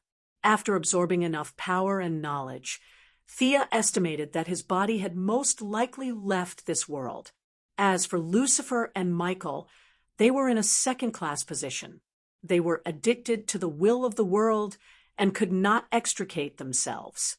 When they could let go, when they could be considered to have transcended, Thea was able to escape because her world was too small, but the world created by the Lords of Heaven and Hell was definitely vast. There was a fundamental difference between the two. She had a low starting point, so she would naturally take it slow. She would start from a small world and slowly grow stronger. This was a path. As the sons of the two big shots, they came into contact with God every day. Naturally, their vision was extremely high. If they were going to do something, they would do it big. It wasn't impossible to directly head to a parallel universe great world. Different routes lead to the same destination. Everyone had their own methods. It was impossible to say who was better than the other. I should have recovered. She checked her body and found that there were no problems. She once again immersed her mind into the small world and merged her thoughts into the will of the world. This time, there was no heart-wrenching pain or 1,000-fold attachment. The world was her, but she was not completely the world. The rock golem was still searching alone. It didn't know how big the world was, nor did it know what it was. It only knew that it might encounter the truth in front of it or tomorrow. Thea did not interfere with it and allowed it to act on its own. The outcome had long been decided. The rock golem would burn itself in the end and add something new to this world. Its death would also mark the beginning of the evolution from a two-dimensional world to a three-dimensional world. Thea did not intend to stop it. If she couldn't even let go of a creation, she wouldn't be able to survive in this world. The process was a little tortuous, but it was a stroke of luck. The matter of the two-dimensional world was completed naturally. In the future, all she had to do was sit at home and wait. The world would automatically evolve, although it wasn't too smooth, and the process was different from what she had expected. It was fortunate that everything was on the right track. Her spiritual energy had been severely damaged, and she could only use 80% of her actual combat strength. However, her realm was so high that even she was shocked. The Endless family's ranking had risen by a large margin. Now, it was 20th place. The burning of the wish power from before was completely ineffective. After all, the wish power represented an intelligent life's understanding of death, and not her own understanding of death. She was the one who wanted to be the second sister of death, not the other living beings. In the end, she had to rely on herself. The final few steps could only be taken by herself. Now, her luck was pretty good. After fusing with the will of the world, she saw the rock golem's future fate. It was born from nothingness, then burned itself, and used its death to bring new life to all living beings. After this cycle, the realm that gave her the most headaches and helplessness had been completely fixed. After all, she didn't have hundreds or thousands of years to slowly figure it out. Metropolis, Hall of Justice. Batman was about to set up a bed here. A bunch of heroes wanted to help, but they realized that they would only be in the way if they went over. Helpless, they could only watch from the side. The teleportation device on Luthor's side had been installed. It was difficult for a super-rich person like him to do all the work alone without any superpowers. The lathe, the fittings, and the welding were all made with local materials. It took him almost no sleep to complete the job. It took him 3 days to finally complete it. Today was the official day of entry. Considering the suppression of the will of the world on that side, the first few batches of people were mostly people who abandoned evil and turned to good. Amanda's suicide squad was assembled at the first moment. There were government agents, a small military team, and more than 100 former members of the Cold Flame Church, led by Mr. E. The suicide squad carried energy suppressors and disguised themselves as ordinary people through the passage. They were responsible for doing the dirty work, such as assassinating the local leaders, assassinating the generals, and destroying the ammunition warehouses to create the conditions for the ground forces to attack. The military brought many materials to expand Luthor's teleportation channel. At the same time, several special forces split up to seize strategic locations. They couldn't take the people away. They were a bunch of bad guys, and it wouldn't be easy to reform them in a short time. Earth's population was under great pressure, and they didn't need these bad guys. However, the resources were completely interconnected. All kinds of minerals, rare metals, and their technological achievements could be packed up and taken away. The major countries in the world had been tormented by the First Light. Now, they were all waiting to make a windfall from the war to enrich their national coffers. Otherwise, they wouldn't have the motivation to fight some dimensional war. Mr. E was preparing to build an emergency magic channel. Once things changed, many people could return to Earth. He also had a mission to summon Thea's incarnation into that world to suppress the will of the world. Let's assign the tasks. Batman's tone seemed to be discussing, but in fact, he was using an affirmative sentence. Hal Jordan had just been resurrected by the underworld and finally made it in time for this big operation. Hearing such a commanding tone, he frowned and was about to speak. Simon Bartz couldn't steal the limelight from the greatest Green Lantern. Now, he was hiding at the back, pretending to be invisible. Chapter 965. Hal's temper was still fiery. He had forgotten about the underworld after his resurrection. He only vaguely remembered that he seemed to have died and been resurrected, but he had no recollection of what happened after his death. Why is this guy still giving orders? He pointed at Batman and asked the people of the Righteous Alliance. At the same time, he could not help but look at Thea from the corner of his eyes. Although his memories of the underworld had disappeared, he still subconsciously thought that Thea would refute him. "Don't look at me. My power is too great, and the passage is too small. I can't go through yet," she said as she rubbed her head. In a place where they could not see, she had already started suppressing the evil will of Earth 3. Her avatar was not in place yet. It was very difficult for her to suppress such a large world will. Even if her avatar was in place, it would take at least 2 days to suppress it. She did not want to talk about this. It was not that she liked to contribute silently. It was because the world will had nothing to do with the Righteous Alliance. There was no need to exert psychological pressure on ordinary people. Batman had faced Darkseid head-on before. Of course he was scared. It was just that he used his iron will to suppress his fear and numb himself with a lot of work. However, there was only one Batman. If ordinary people knew about something as idealistic as the world will, it was hard to say whether they would have a mental breakdown, and their worldview would collapse. Earth 3 Star City is dead silent. Nightwing still doesn't know what happened there. Central City is controlled by Johnny Express. We can't choose that as our first stop. Most of the superpowers will be there. I suggest that we settle down in Gotham first. To deal with the superpower, the Anti-Watcher. If that Nightwing is intelligent, he should cooperate with us to fight against this powerful threat from beyond the universe. Batman stated his conclusion. To support his words, he even took out a lot of information that Nightwing had collected. Nightwing of Earth 3 had killed his parents. There was no doubt that he was evil in the eyes of the Righteous Alliance. However, he ruled Gotham with his own definition of order. He was not someone who would kill without restraint.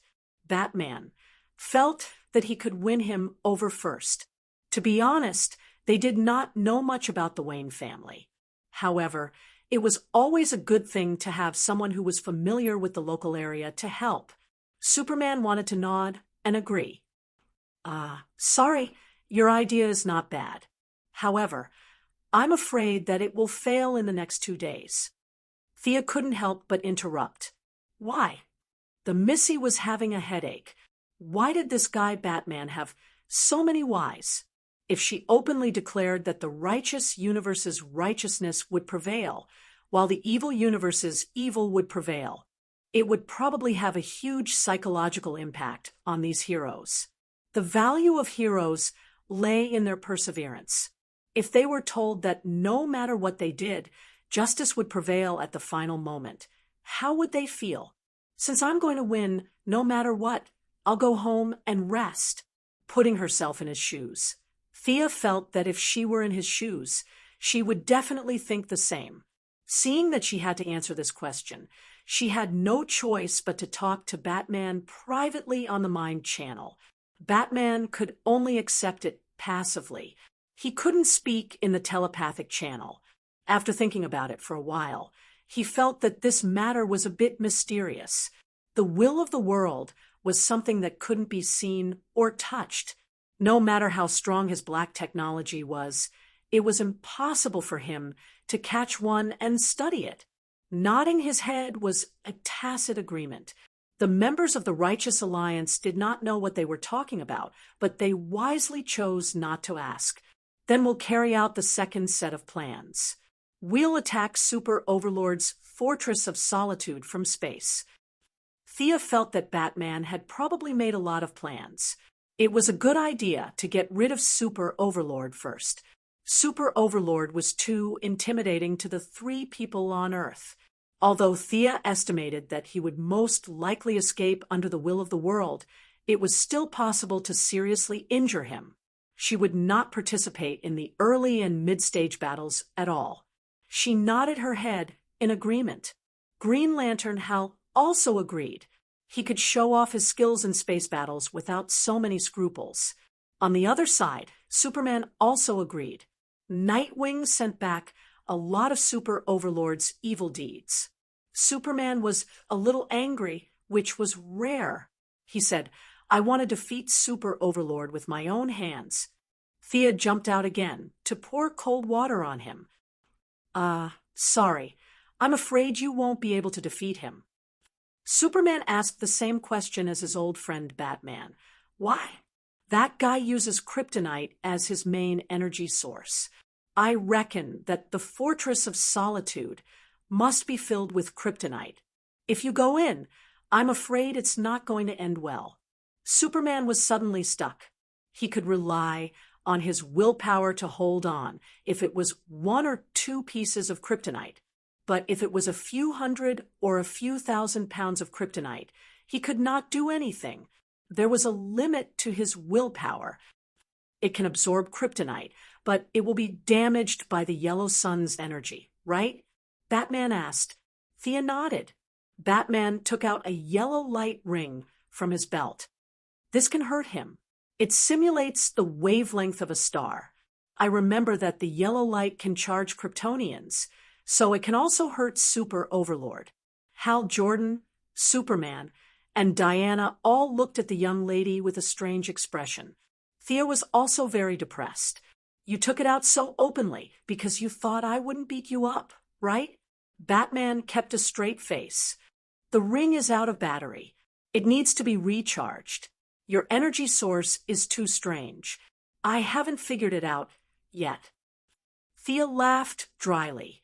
She wanted to scold him, but everyone in the Alliance was there. Olivier and Diana were winking at her, hinting that she should not be so calculative.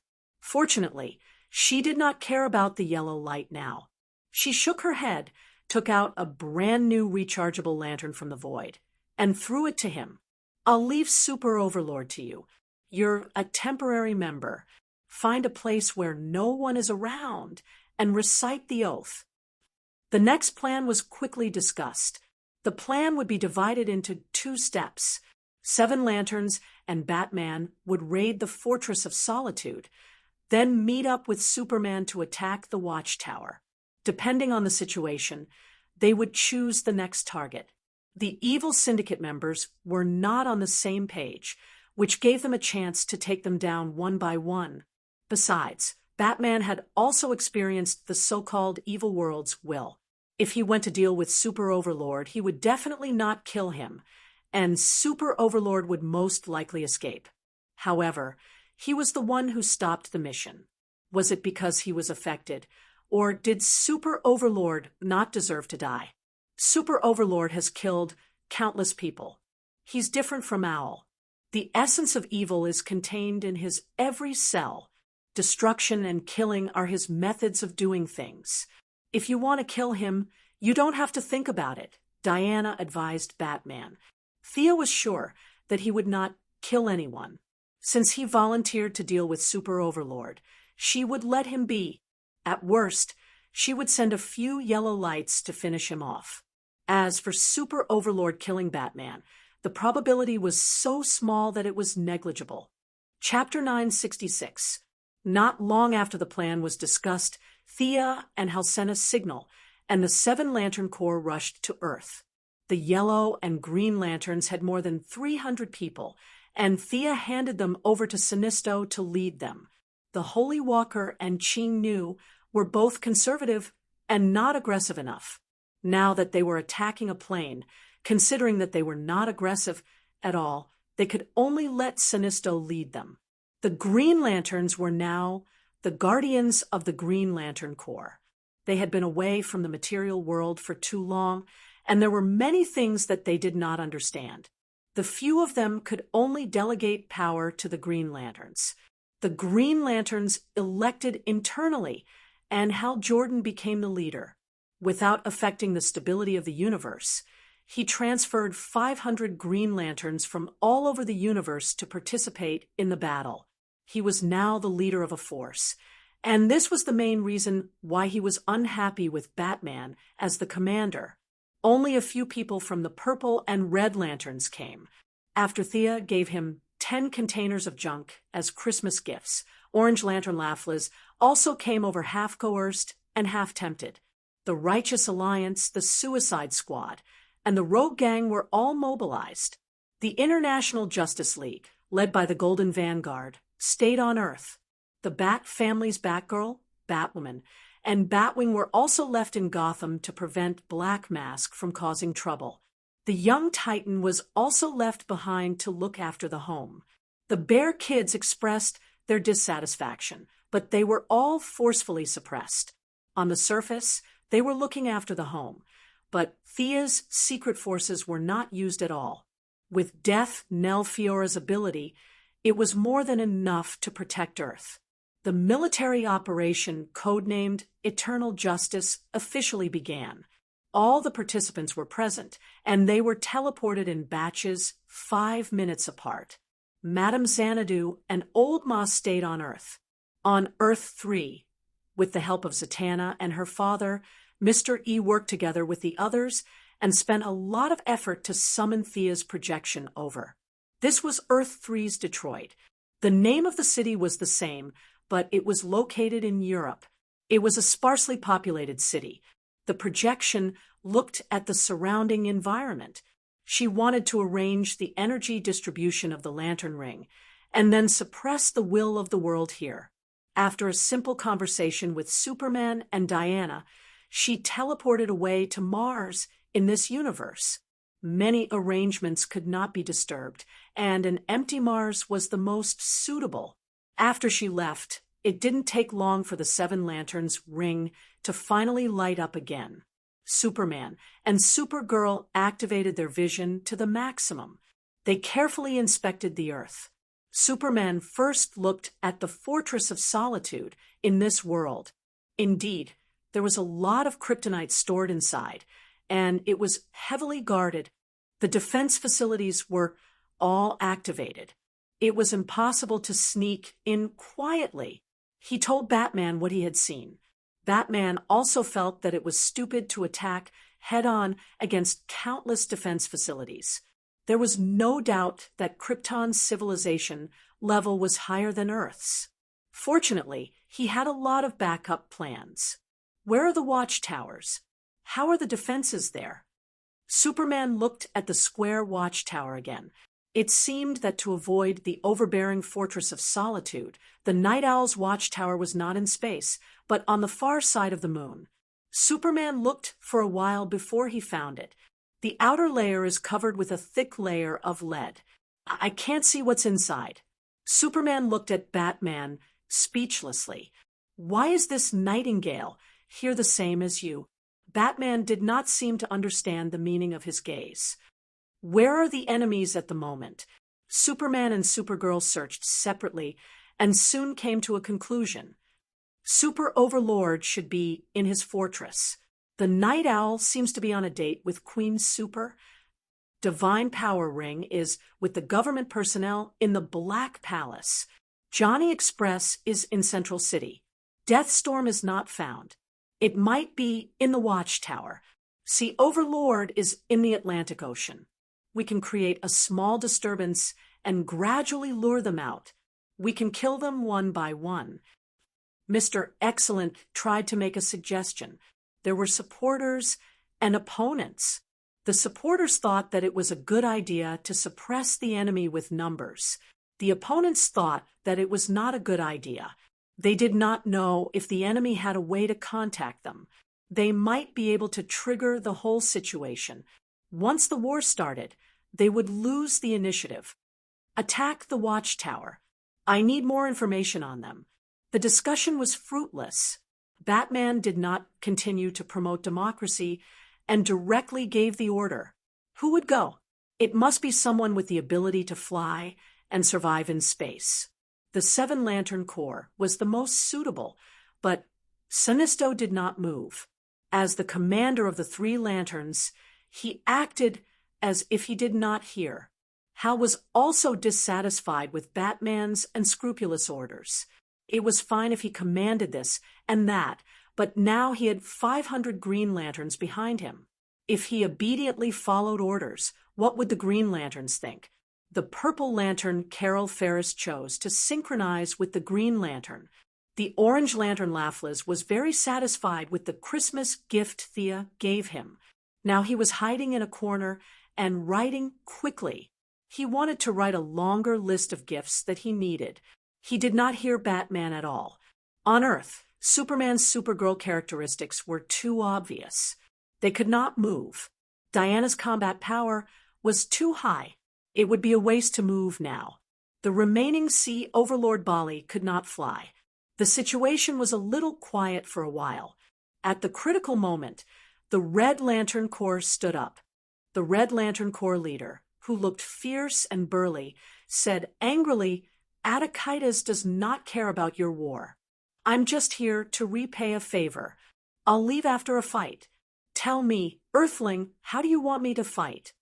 Batman did not care about his attitude. As for whether he would write it down in a small black book after the event, he did not know.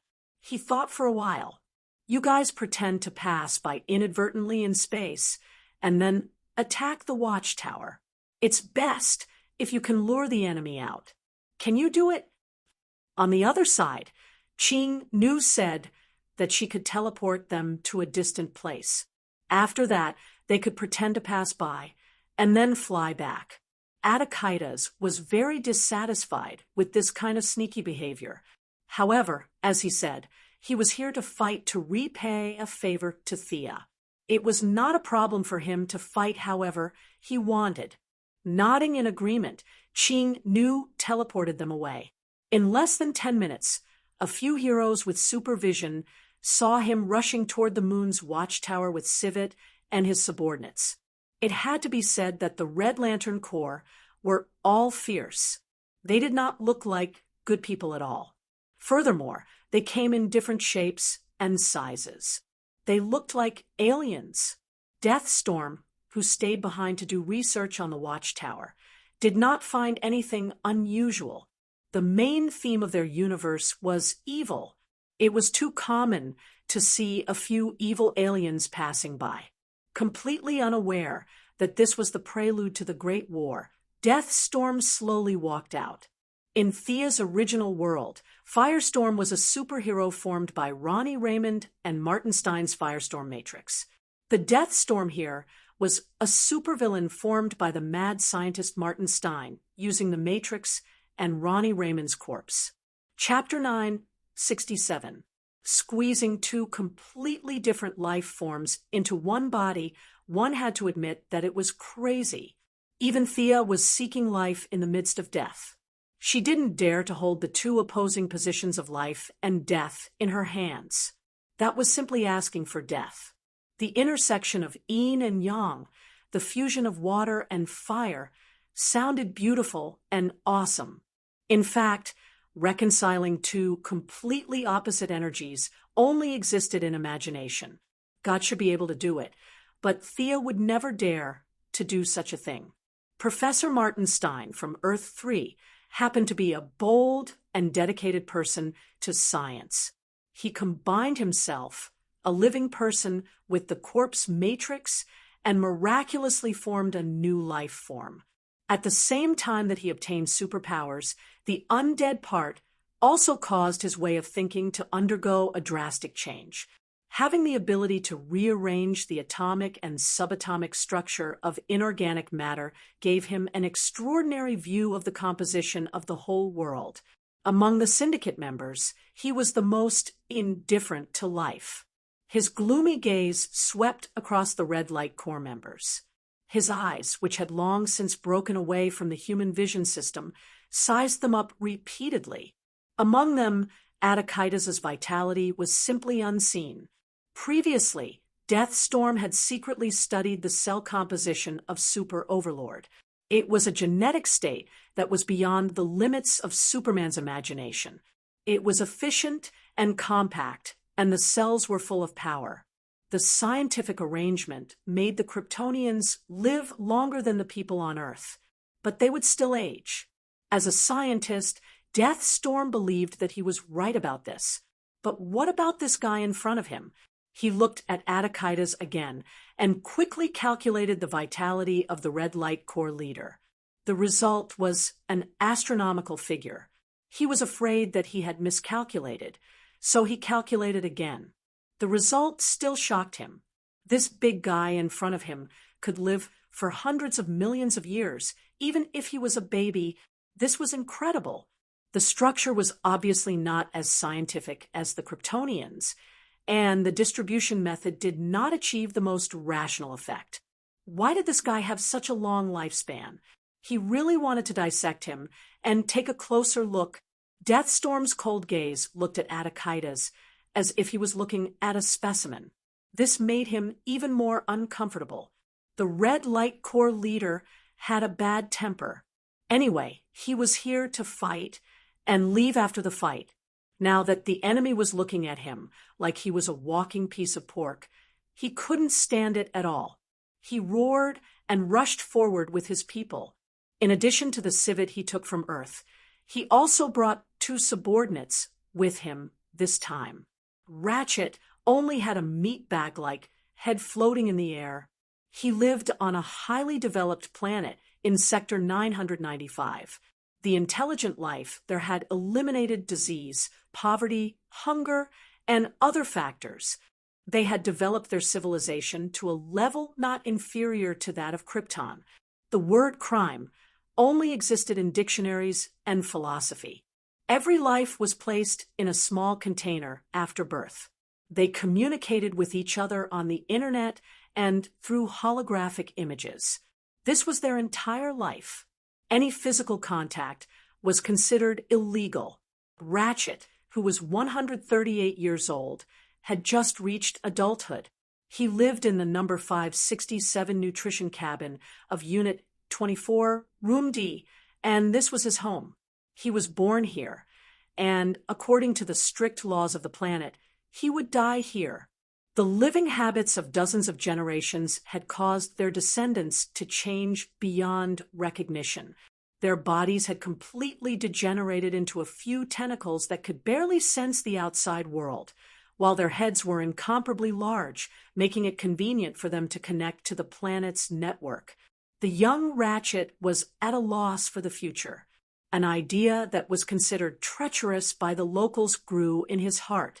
He wanted to put on a protective suit, walk out of his nutrition cabin, and see the real world. The result was self-evident. He was captured as a negative example. The only tentacles he had were cut off, and he was completely turned into a giant head. He was sentenced to live alone for 80 years. The long period of loneliness caused him to hallucinate. There was no mercy in this world, no hope. Hatred and enmity filled his heart. The red light ring arrived as promised. Ratchet had an extraordinary ability to control his mind. He was one of the few subordinates of Attikides who could control his anger.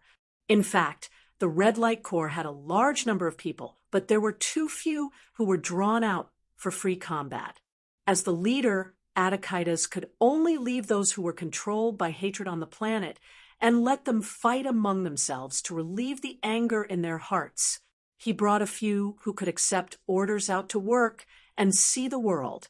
Now, Ratchet was like a giant sarcoma floating in the air. His tentacles had grown out again. From afar, he looked like a giant squid. He floated to the left of Attikides, and beside the right leg of the Red Light Corps leader was a rotund fellow. That was Zyrus Sox from Sector 3544. His life experience was nothing to write home about. He was banished by his people because of his ugly appearance. He was bullied countless times and climbed up countless times. There was no sudden outburst. Instead, he relied on the accumulation of time to gain the recognition of the Red Light Corps. To be discriminated against by aliens of various appearances, His appearance was indeed problematic.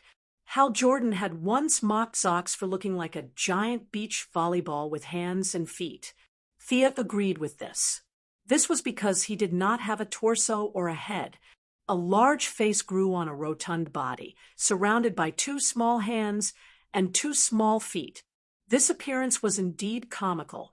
Attikitas had a cat, a floating head, and a beach volleyball with hands and feet beside him. This was the entire lineup of the Red Light Corps when they came to Earth 3. The 3 Red Light Corps' generals were nothing in Deathstorm's eyes. The Red Light Corps leader was his target.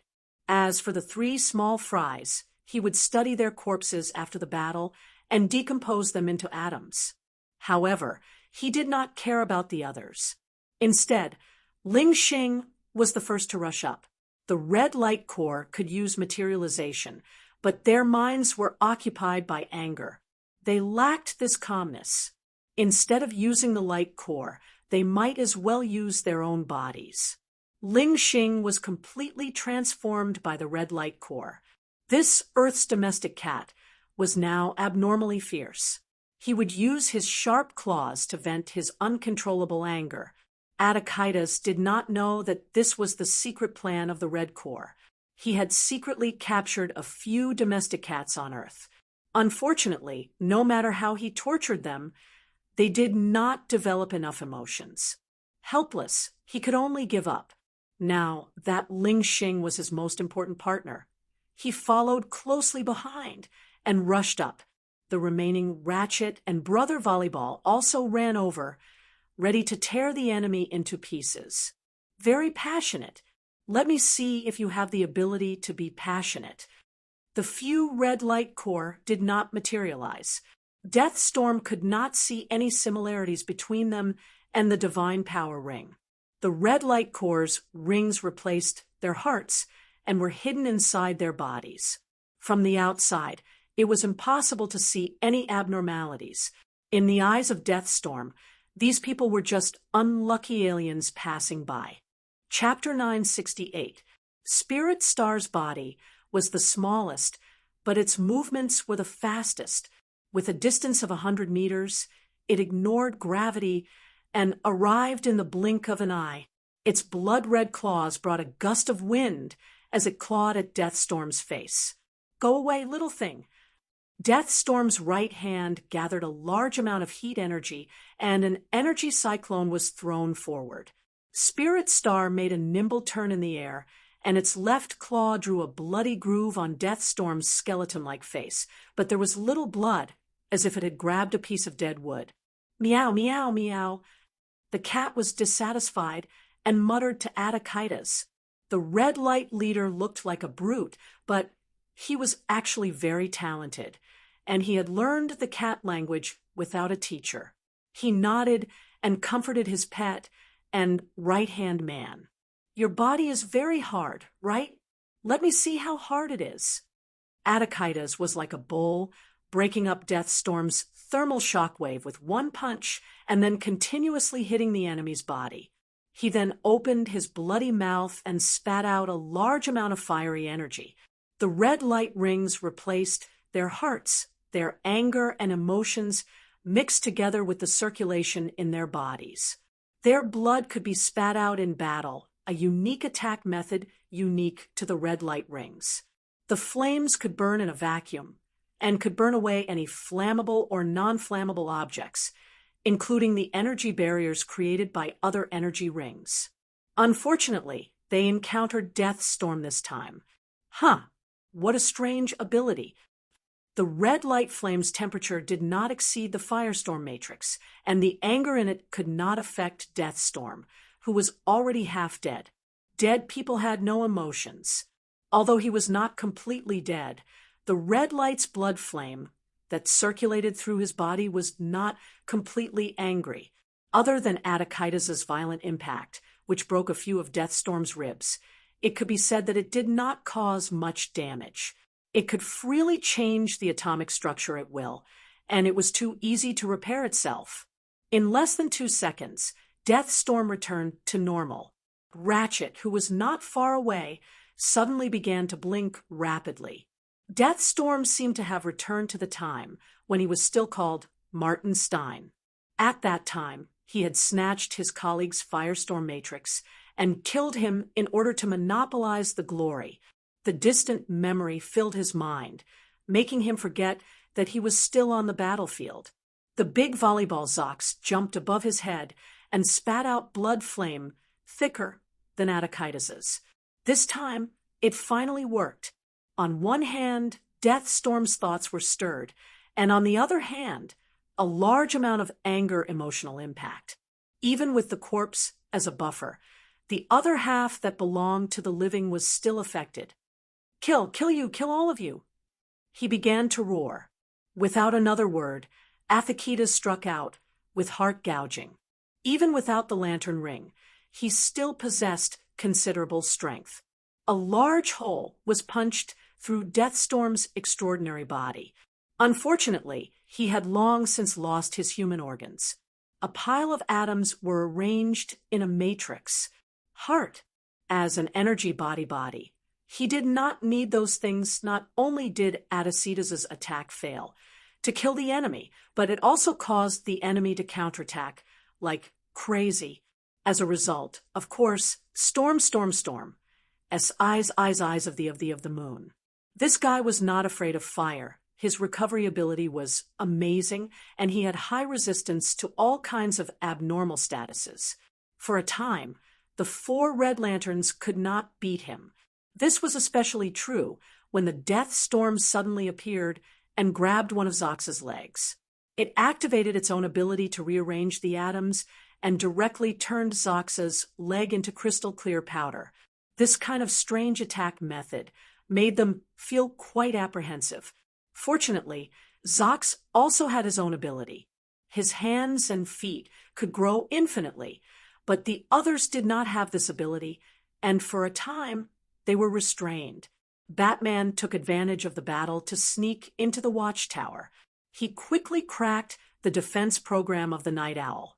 Although he did not know Thomas Wayne Jr. at all, from his analysis of his experience, Batman believed that the other party did not trust these supervillains, especially Super Tyrant.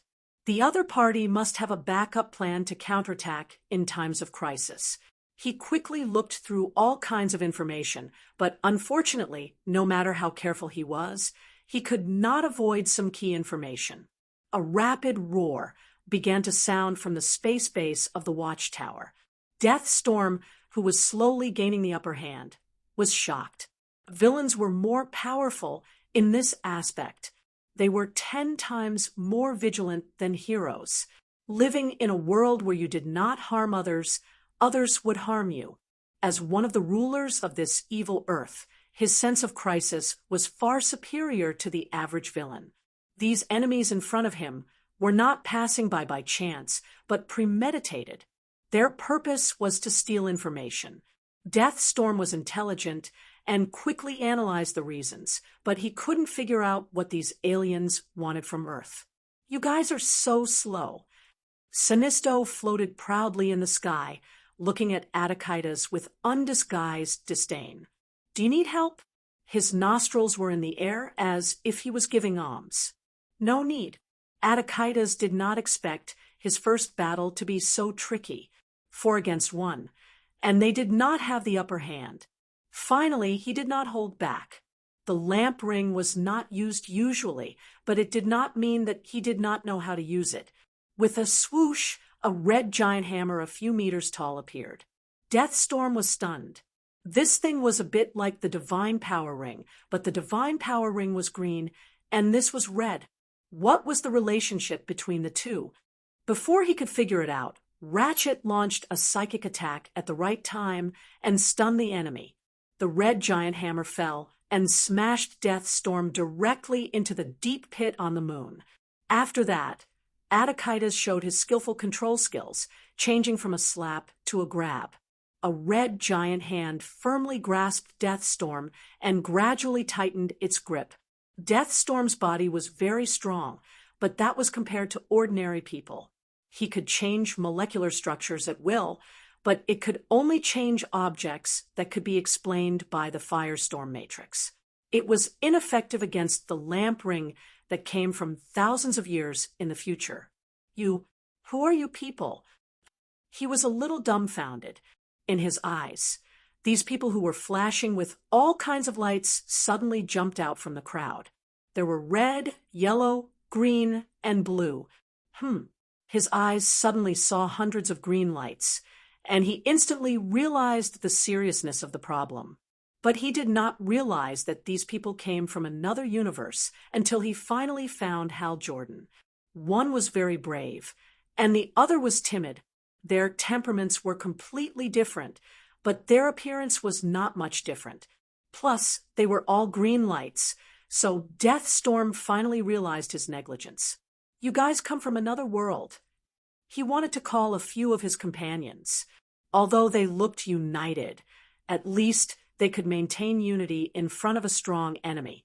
Chapter 9, 69. Kill him. Seeing that he wanted to call for help, Sonisto reminded him loudly, even though he didn't know who he could call for on the moon. Atakaitas didn't need to be reminded. He wasn't a kind person at all.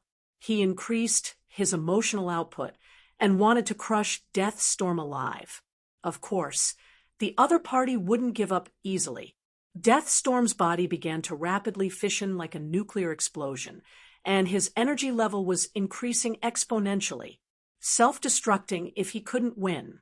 Such a ferocious enemy gave Atakaitas a shock. Sonisto didn't have time to pretend to be an expert. Although he looked down on Earth's civilization, his body couldn't withstand a nuclear bomb. He hurriedly put up a layer of light, and the other green, yellow, and red lights put up their energy shields, ready to resist the nuclear explosion. Hal wanted to dissuade him, but just as he opened his mouth, he saw a beam of light coming from afar, directly enveloping Deathstorm. The light rings and nuclear fission were all gone. The storm of death was separated again, and the person directly fainted, lying side by side with the corpse. Light didn't have any color, but if you looked closely, you could see that it seemed to have color.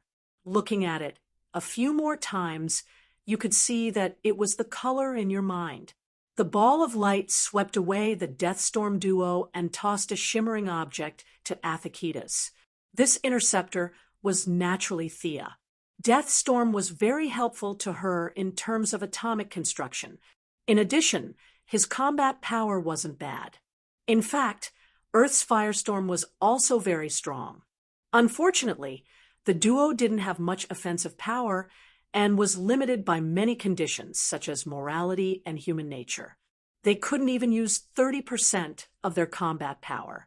Deathstorm was much stronger. It could be seen from how he could suppress the 4 red lights.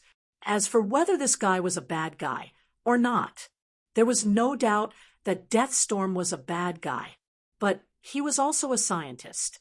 Speaking of evil, the two-faced person was much worse than him. Compared to Miss He's subordinates, Deathstorm wasn't much worse. As for merging with the corpse, it was nothing to an ordinary person. But she was the goddess of death, and the number of corpses under her command could be counted in the trillions. She really didn't think it was a big problem. She threw Atakaitas a divination-type divine artifact. Although it was called a divine artifact, it was actually made by the great liches under her command in the underworld. The main material was the leg bone of a little blue man that she didn't know which guardian it was. In the future, Atakaitas would be able to use part of the little blue man's knowledge in his divination as a reward for this operation. A favor was a favor, and the benefits that should be given should still be given. At this moment, she was on Mars, and she was knocked unconscious by the deadly storm. She was then tossed back to hell. Thea was trying her best to cooperate with the main body to suppress the will of the world here. The will of the world would use countless coincidences to build up a certainty. If she ignored it, this righteous action would have a high chance of failure. She stood calmly in the void, and not far from her, there was a person who was watching her attentively. It was a tall man, wearing soft armor, with a golden cloak.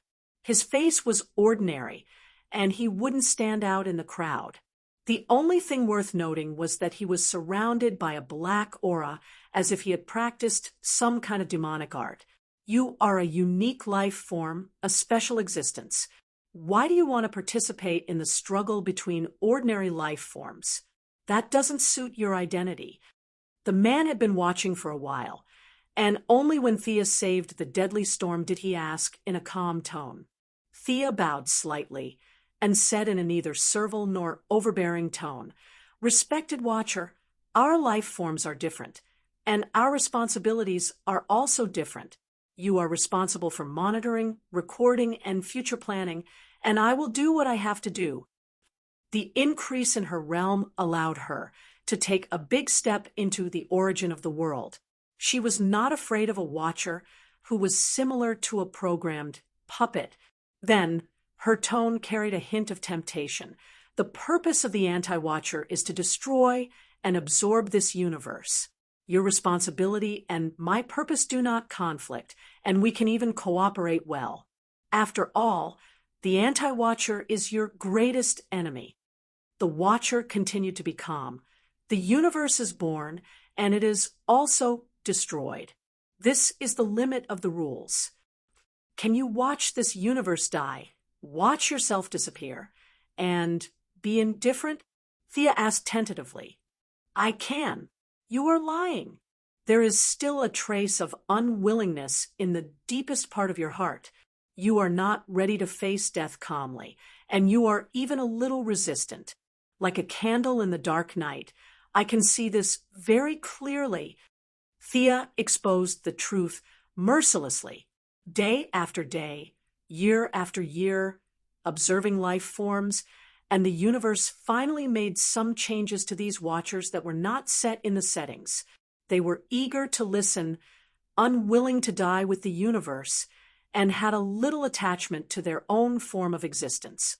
Thea struck while the iron was hot. Since you are not ready, it means that it is not the time for your final destiny. This universe should not die at this time. Am I right? After getting a super step, the Watcher found an excuse for himself. That makes sense. Can I still continue to live? Fate was something that could be said in the opposite way, and it depended on how you understood it. There was a gap in the Watcher's heart, and naturally, it would be broken with one attack. Go back to your monitoring area and continue to observe. The end of this universe has not yet arrived, and your responsibility still has to continue. Her tone was solemn and full of holiness. The Watcher felt that what she said was reasonable. He could not just watch Earth. If a counter-Watcher appeared, they would fight. Should he help, or should he help, or should he help? Might as well go.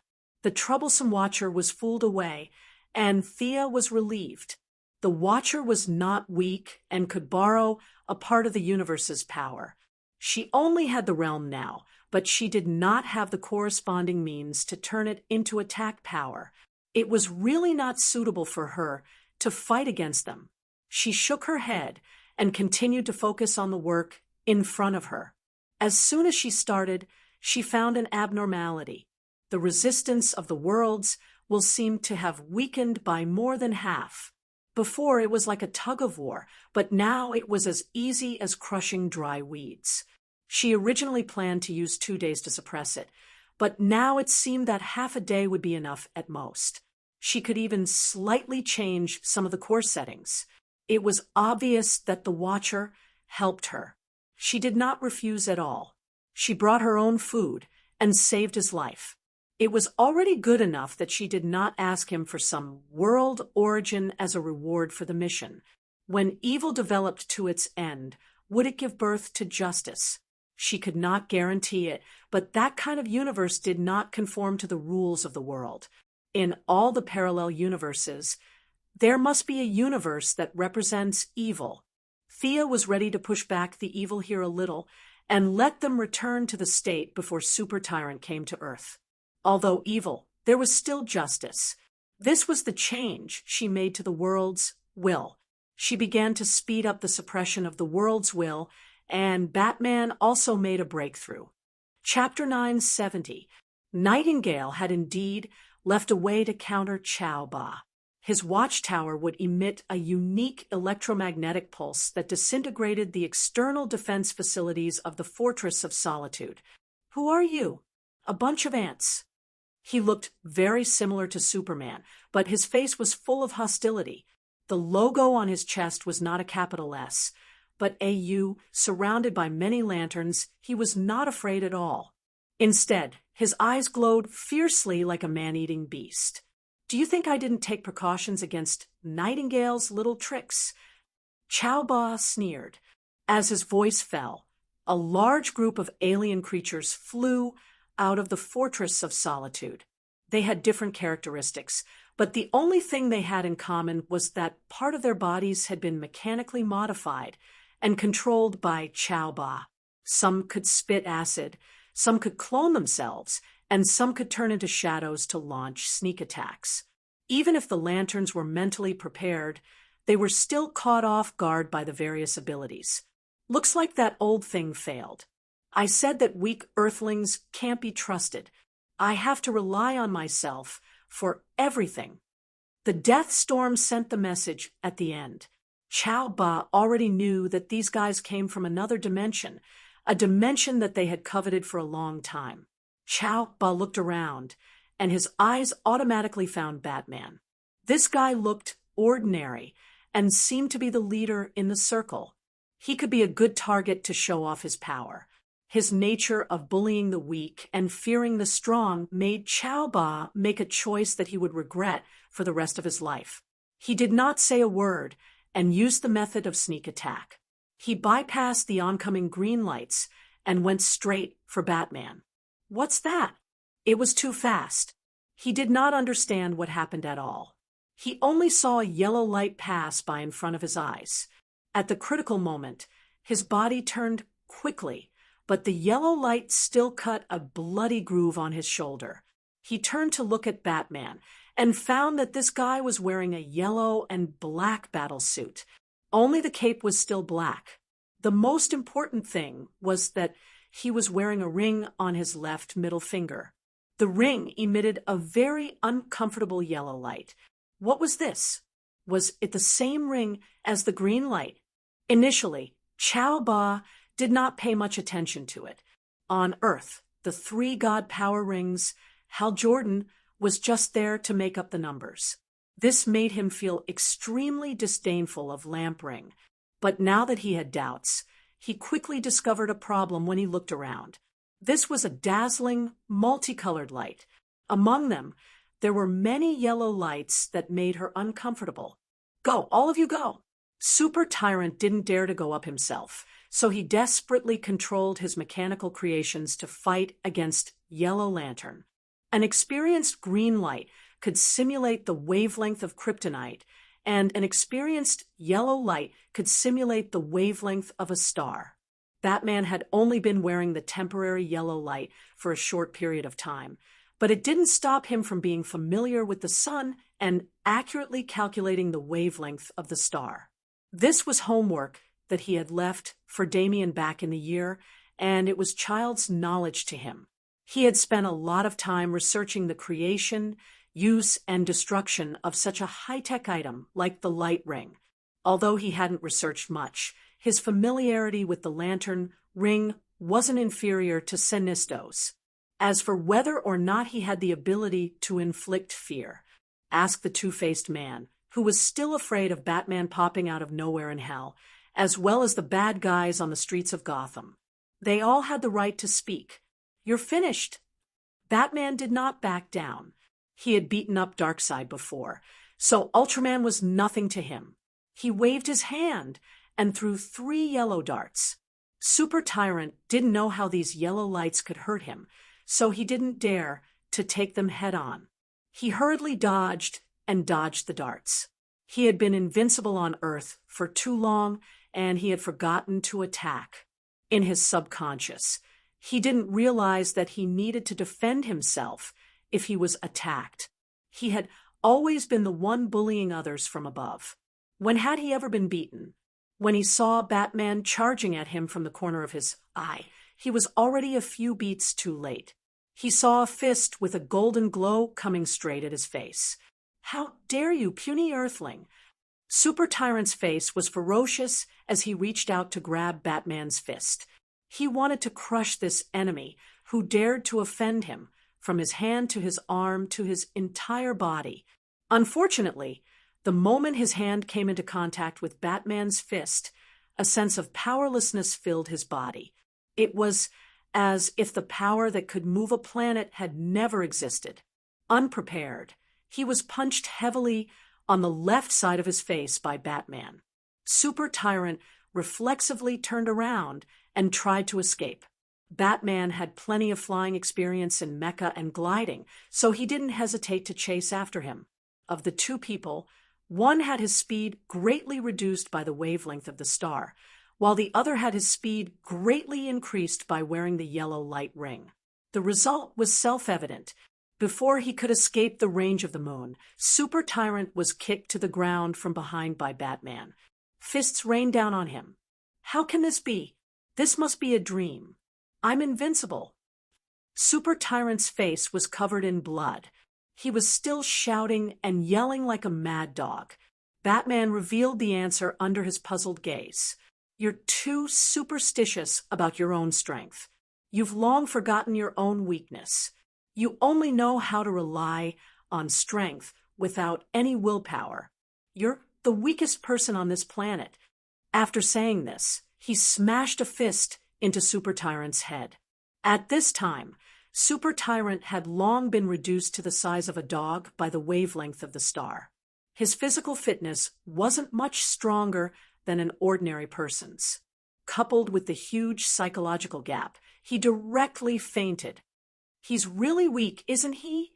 Batman asked Superman, who followed closely behind. Super Tyrant had been consuming kryptonite for a long time, and there was a trace of kryptonite radiation in his body. However, Superman could forcibly endure it with his willpower. Previously, he had seen Batman chasing Super Tyrant from afar. He was worried about his old friend, so he also chased after him. Avoiding the question of whether he was weak or not, Superman was very pleased. His path was not wrong. Batman also indirectly acknowledged this point. Willpower was more important than strength. If Super Tyrant had a little willpower, Batman might not have been able to beat him. Super Tyrant had completely lost to himself. If we don't give him kryptonite to absorb, he will have no strength at all. Take him back to Earth and imprison him. The two quickly reached a consensus on how to deal with Super Tyrant. There was no prosecution, no defense, no jury, and a life sentence effective immediately. "How do we deal with that thing?" Superman asked, pointing to the Fortress of Solitude that was still floating in the sky. "Pull it back to Earth," Batman said expressionlessly. No. Superman immediately objected. Thea's voice also entered their ears. She also had the same opinion. The Fortress of Solitude was simply a piece of Krypton Black technology. It definitely couldn't fall into the hands of an Earthling, even if it was the third version of Earth. Earth was a level 3 civilization that wasn't level 4, while Krypton was a level 8 civilization that wasn't level 9. This wasn't a constant value, but an average value. Some inventions on Earth were beyond the current level of technology, and Krypton had them too. The classic example was the Fortress of Solitude. Chapter 9, 71. Think about Batman. How many years ahead of Earth was Luthor's technology? Who could calculate that? Brainiac believed that Luthor had level 9 intelligence. In order for Superman to grow up healthily and have a strong backing, Superman's father, Jor-El, had provided his son with the Fortress of Solitude. To Krypton, this was all black technology, and Old Joe was the master of Krypton's black technology. Old Joe was not dead at all, and in the future, he would rely on technology to capture troublemakers. How powerful was that? Could Brainiac calculate what level of intelligence he had? Even old Butcher might not be as good as him. Thea estimated that the Fortress of Solitude he had left for Superman contained at least level 10 technology, or even level 11 technology. Even if the Fortress of Solitude on Earth was weaker, it could easily crush Earth's technology. This thing could not be seen by Earthlings, who were seeking death by hiding their talents. Two of the most influential elders of the Alliance of Justice and Order both expressed their opposition. Their attitudes were resolute. Democracy still had to be respected, so Batman did not continue to insist. He escorted Superboss back, and Superman flew to the bottom of the Fortress of Solitude. Enduring the radiation of kryptonite, he threw the fortress, which contained countless black technology, into the sun. Superboss used kryptonite as an energy source. He usually ate kryptonite as a snack and stored it all in the fortress. Seeing the veins on Superman's forehead bulging as he pushed the spaceship into the sun, he knew that there must be a lot of kryptonite in there. Batman expressed regret for the destroyed kryptonite, but he also knew that it was fine if he secretly hid a few pieces. If he hoarded dozens or hundreds of kilograms of kryptonite, even Superman would get angry. The battle ended quickly. The lanterns went to different parts of the world to help the ground troops clear the obstacles. Batman entered the Night Owl's watchtower to record all kinds of data. At the same time, the superheroes on the ground also split up. They voluntarily formed teams and were free to do whatever they wanted. The Justice League did not interfere. The Flash and his rascals helped the good neighbors deal with Johnny Quick. Rogues don't kill unless absolutely necessary. Don't hurt women and children. Captain Frigid, who was holding a freeze gun, emphasized again before leaving. His three teammates, Heatwave, Mirror Master, and Weather Wizard all agreed to this rule. You'd better remember this promise, the Flash said to them seriously. Captain Lung Han was very relaxed. Don't worry, the lady from your righteous alliance hired us. We won't ruin our own reputation. Come on, let us take action. As long as we defeat that speedster, it will be enough for us to live freely for a long time. The remaining members of the rogue gang cried out in excitement. Not only did they get to earn money, but they could also beat up the extreme speed user. Without any moral burden, such a good thing was simply like a dream. The Flash helplessly looked at their energetic faces. He couldn't comment on whether Thea's decision to hire the rogue gang was right or not. He just felt a little confused when he thought that he would fight side by side with them one day. The other party is vicious and merciless, and he enjoys killing people. He's not me, so you guys better be careful. Seeing that the rogue gang did not seem to treat the extreme speed as a threat, he kindly reminded them, "We are also bad guys. You should be careful." Captain Han looked at the Flash with a complicated expression. They soon received news from Batman that the space assault had been successful. The Watchtower and the Fortress of Solitude had been taken care of. As long as the enemies on the ground were taken care of, the Eternal Justice operation would be considered a success. The Flash ran to Central City himself, and the rogue gang used Mirror Master's teleportation to go directly. Was it faster to run or teleport? As it turned out, teleportation was faster. The 4 members of the rogue gang walked out of the broken glass in the corner and looked at the city that was similar to Central City. Perhaps because their appearances were too unique, they quickly attracted a group of gang members to surround them. A group of nameless people was naturally not a problem for the loyal and righteous rogue gang. Without weapons or abilities, they easily defeated a group of gang members. Rich, Heatwave, who used to be an arsonist, was very happy. He took out a large amount of money from what seemed to be the pocket of a small leader and was ready to count it happily. Captain Han picked up one of the bills and looked at both sides. He patted Heatwave on the head and said, "We can't use this money." "Why? Hey, who is this?" Heatwave retorted loudly, but he was dumbfounded when he saw the picture on the bill. Franklin, who used to have a charming smile on the $100 bill, had turned into a guy with the face of a rat. The American War of Independence memorial on the back was also gone. Instead, it was a building that looked like a racetrack. He flipped through a few other small currencies, but there was no Washington or Lincoln. Thea and the others could recognize Benedict Arnold because they were very knowledgeable. The Rogue Gang did not have a flute player at the moment. The highest education level was Captain Hahn, who was in high school. They did not know Benedict Arnold or any of the generals or lieutenants in the American War of Independence. Although they did not know, it did not affect their intelligence. This thing was useless back on Earth. Except for the blind, no one would accept this kind of money. They were a bit disappointed.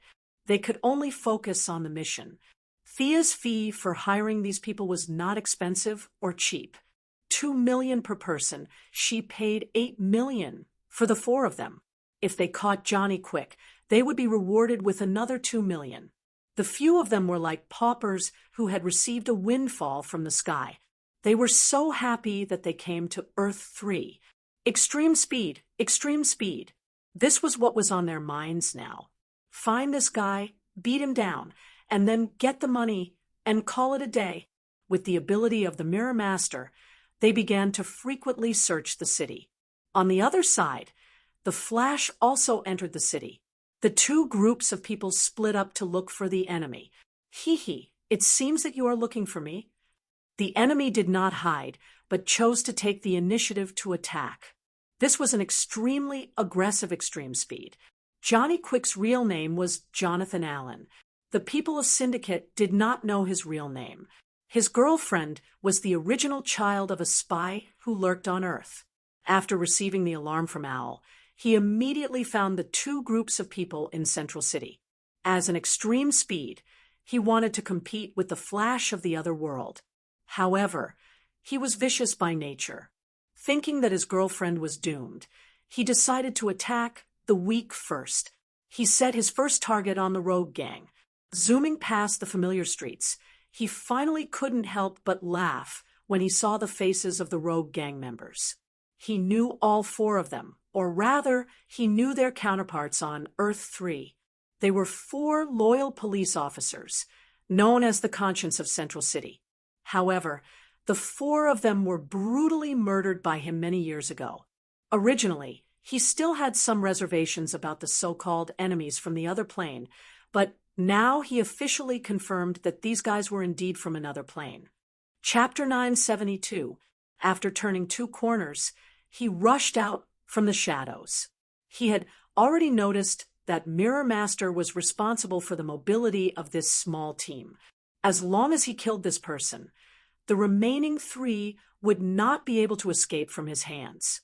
Unfortunately, he had the same problem as Super Overlord. He had underestimated the heroes of Earth 1 and overestimated himself.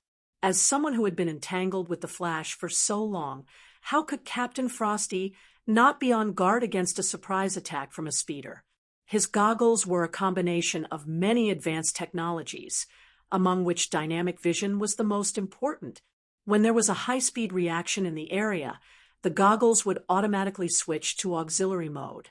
Left, he shouted, aiming the frost gun at the left side of the road, and pulled the trigger. Heatwave and Weather Wizard reacted equally quickly, not caring if there was an enemy on the left side. Weather Wizard threw out a whirlwind, and Heatwave followed closely behind, spewing fire to both sides. Johnny Quick was blocked by the cold air. Seeing the whirlwind rushing towards him, he could only continue his assault on the wall, but he did not expect to collide with Heatwave's flames. With a bang, he was sent flying 3 or 4 meters away. The flames were burning fiercely. He hurriedly turned around and ran back. He wanted to use his high speed to extinguish the flames on his body.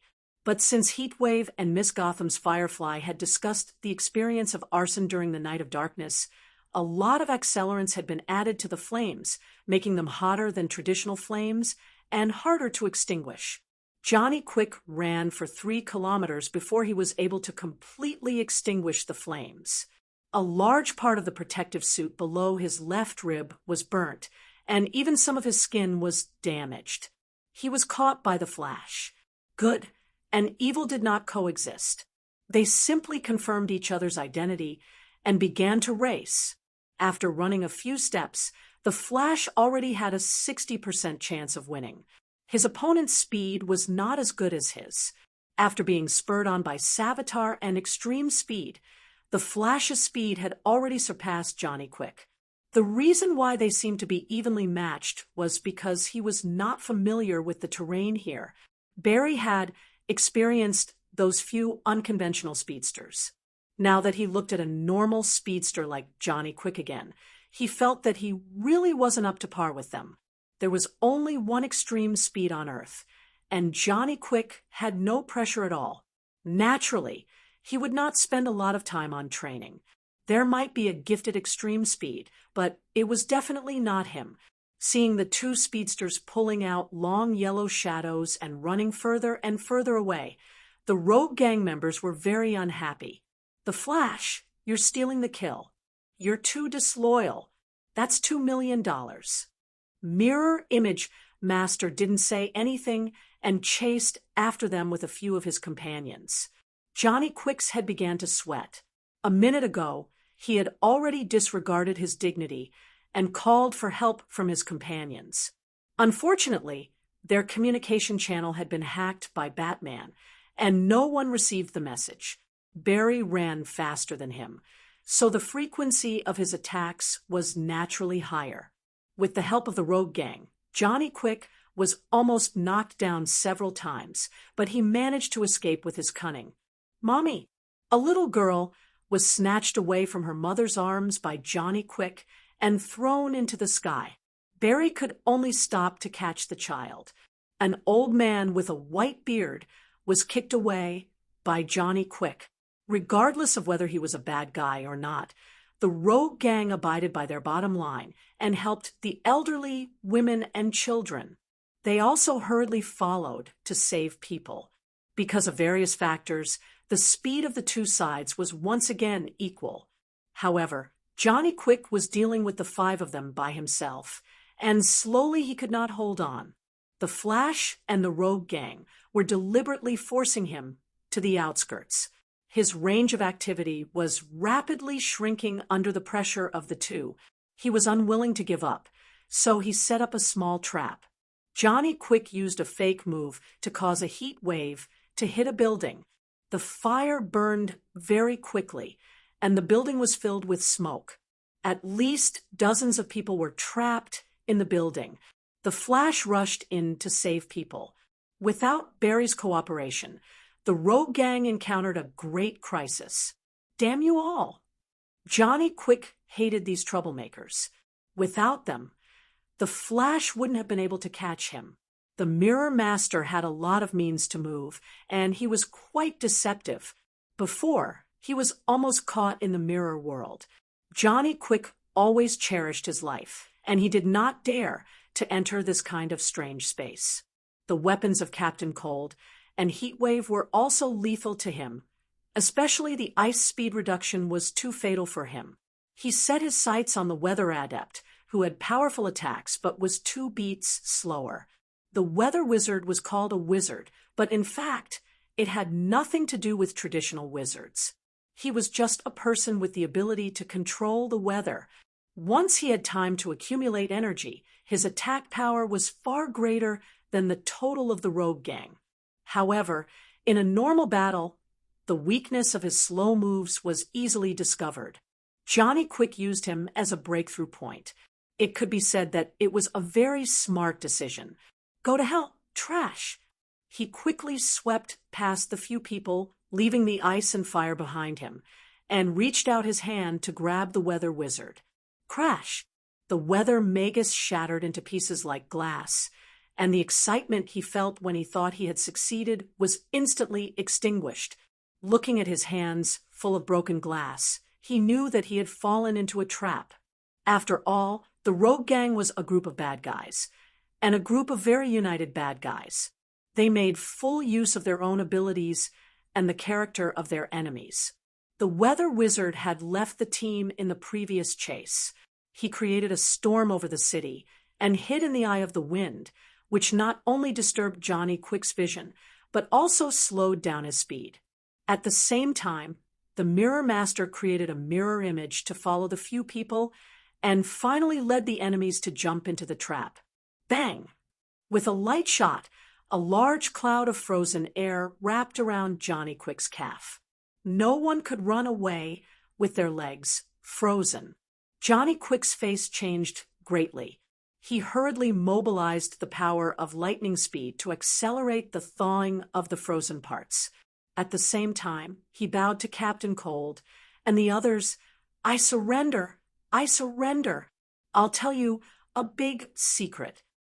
He tried to use words to buy some time.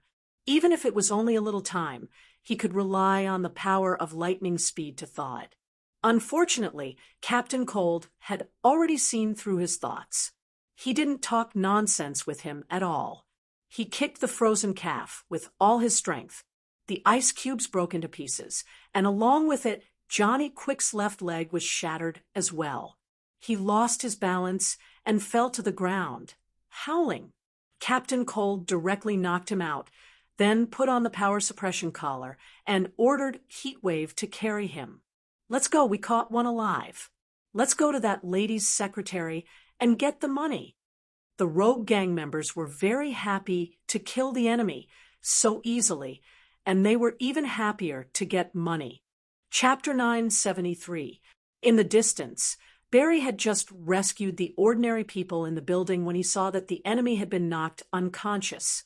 Captain Han was still waving at him. "Thank you for your help, Flash." The few of them used the Mirror Master's ability to teleport back to the base camp to collect the money. Barry shook his head. He really couldn't comment on the rogue gang. They weren't bad people, but they didn't seem like good people either. He stopped thinking about the rogue gang and ran to the other side to support Superman.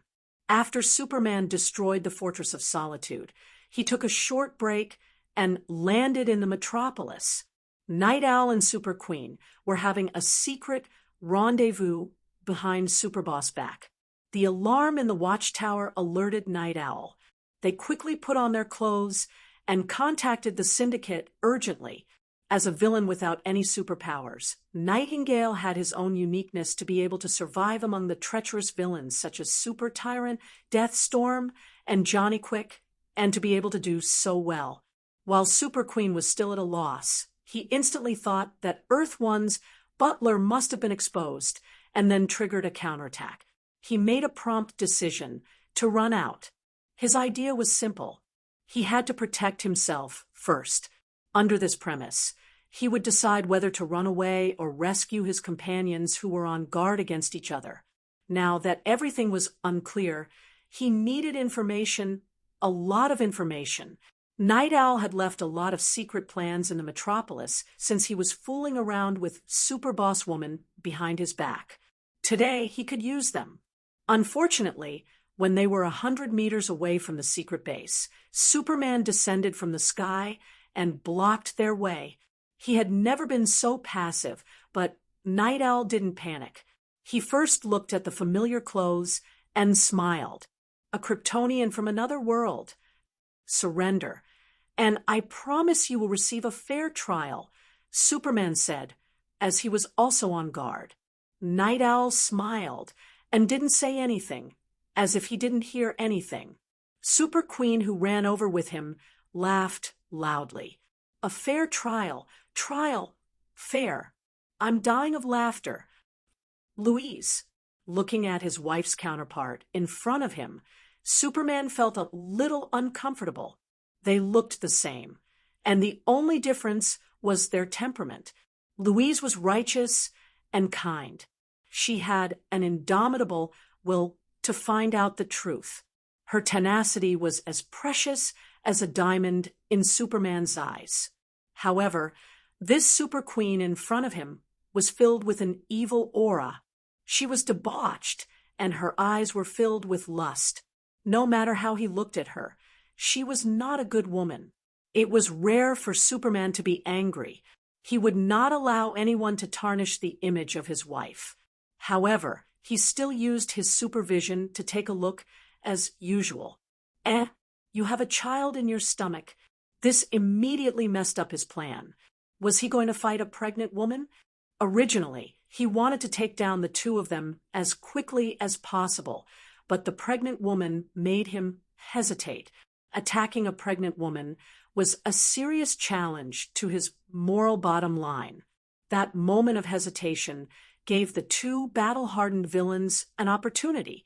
However, they had no intention of joining forces to take down Superman. At most, they were just friends, not even friends. They had the advantage and could work together to deal with the enemy. For now, it was better for them to run for their lives. This should be effective against you. Nightingale tossed out a smoke bomb. There was a hint of green in the dark gray smoke. Kryptonite powder. Superman was shocked. He quickly held his breath and retreated quickly. Fall. The Super Queen threw out a noose covered with thorns and wrapped it around Superman. She borrowed the momentum and jumped behind him. However, Nightingale was one step faster. This was his secret base.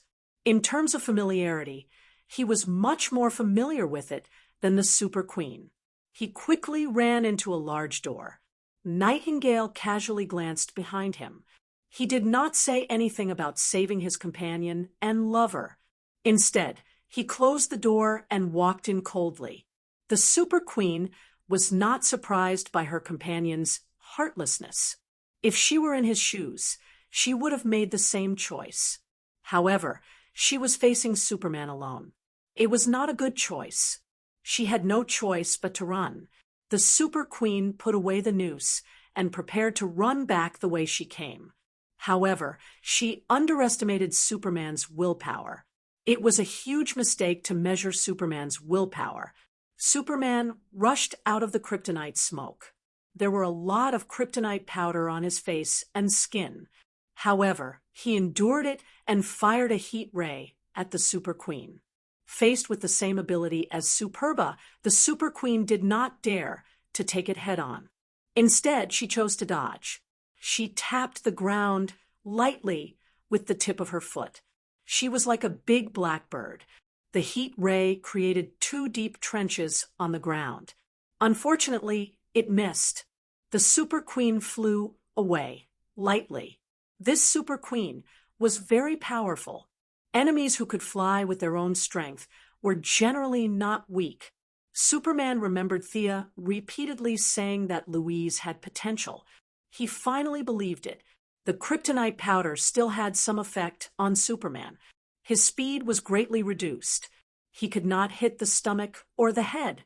Superman could only aim his heat ray at the enemy's arms, thighs, and other body parts. The Super Queen dodged left and right in the air. Superman did not stop. The distance between the two was rapidly closing. Do you think I'm afraid of you? The Super Queen was not slow. However, she knew that she was not as fast as Superba. Therefore, she was probably not as good as this Kryptonian from another dimension. Her speed was already at the limit. There was no room for her to increase her speed. Superman, behind her, was quickly getting rid of the kryptonite powder's influence.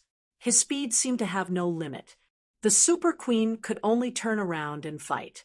While the enemy was still affected by the kryptonite powder, she had to end the battle. Otherwise, she would be no match for him in a while. Superman and the rest felt that the enemy was their counterpart, so they had a psychological advantage in the battle. In fact, the reverse was also true. From the perspective of the Earthlings, Superman and the rest were Superba's counterparts.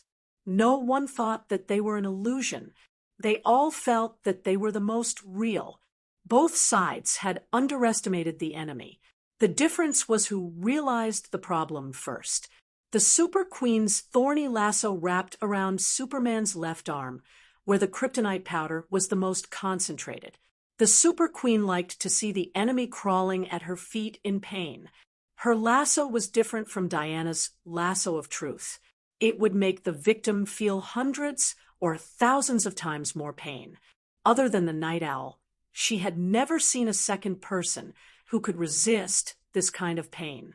Unfortunately, she saw a second person today. The intense pain diluted the kryptonite's weakening effect on the body. Superman had recovered more than half of his strength. He dragged the Super Queen in the opposite direction and threw a punch at her the moment she approached him. The Super Queen was pregnant, so he definitely could not hit her stomach. Some parts of her chest were also not suitable for him to hit.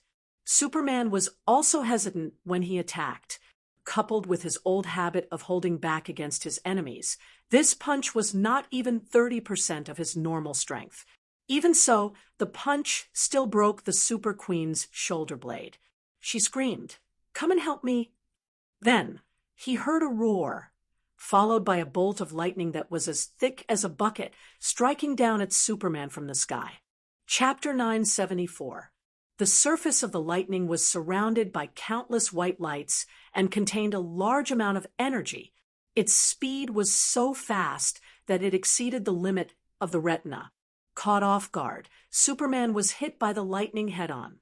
Amidst the deafening explosion, Superman was sent flying like a toy. He rolled continuously, plowing a long pit more than 500 meters long and 1 meter deep on the ground. He knocked down 3 buildings and countless cars along the way before he finally stopped.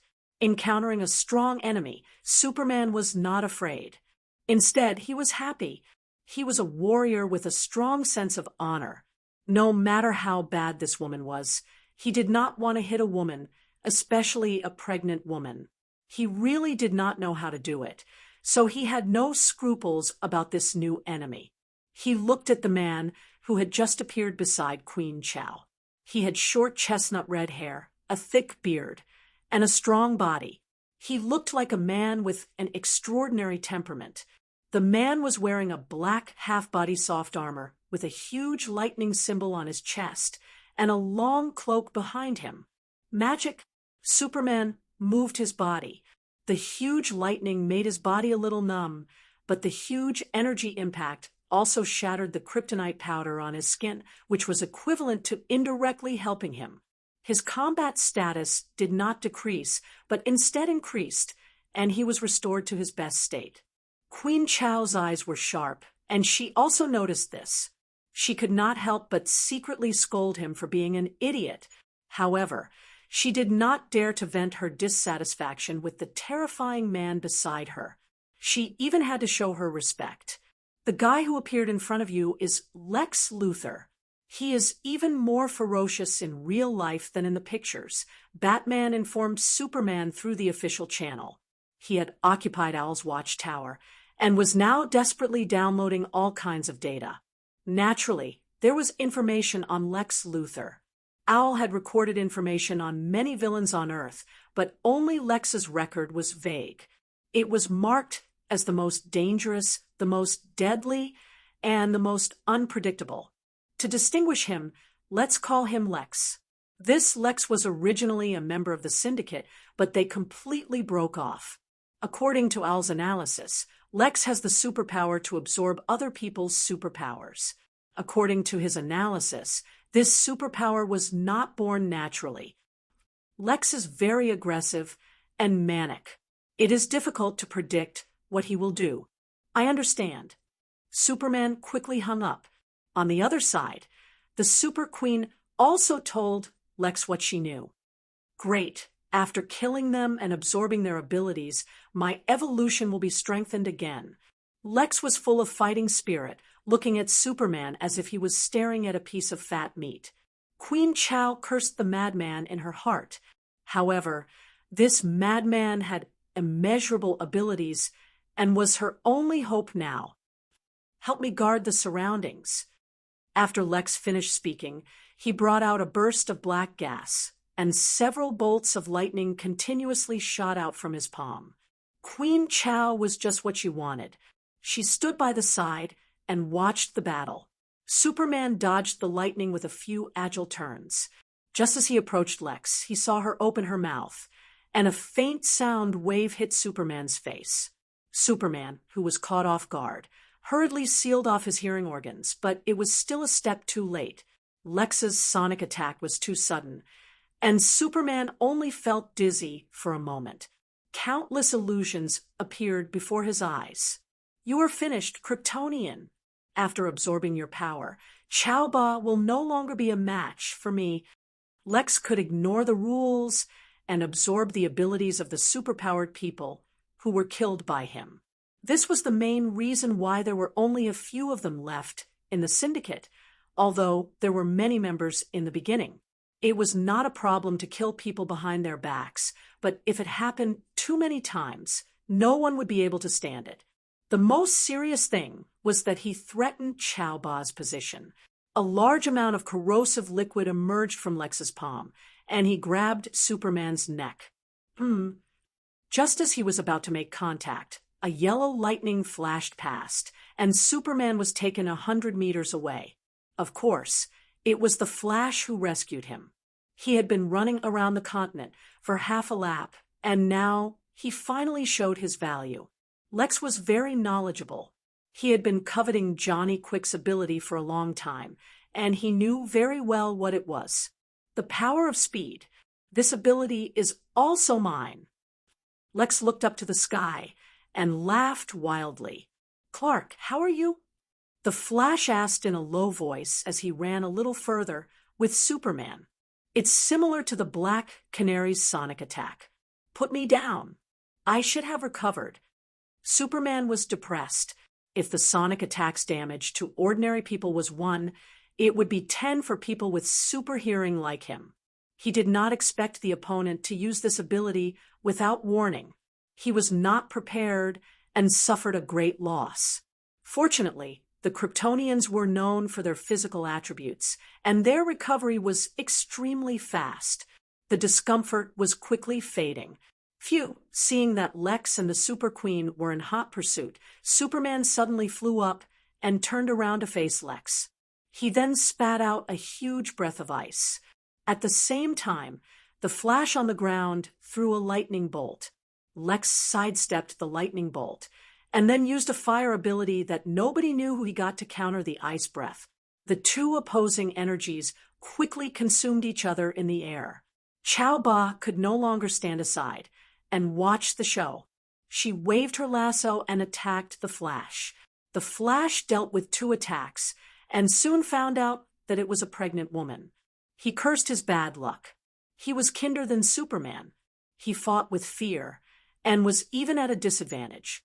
On the other hand, Superman had the upper hand. He could get a steady supply of energy from the yellow sun, while Lex could only extract energy from his own cells. Both sides were at a disadvantage. Lex saw that the Flash was restrained by the Chowba and realized that this was a good opportunity. He forced Superman to retreat with a few moves and turned to attack the Flash. Of course, Superman would not just stand by and watch. The battle changed from 1-on-1 to 2-on-2.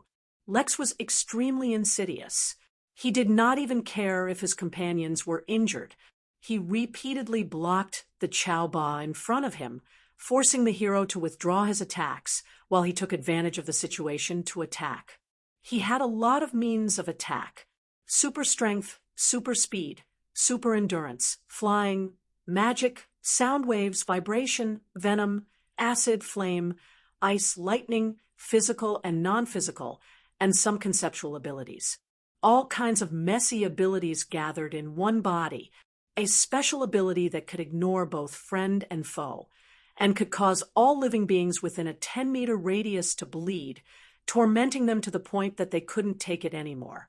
As Barry fought with him, he felt that his body under the protective suit was bleeding. Blood flowed down his crotch, and he felt like he was having his period. However, because his battle suit was red It wasn't too obvious for a while. Superman's body was different from that of the people on Earth.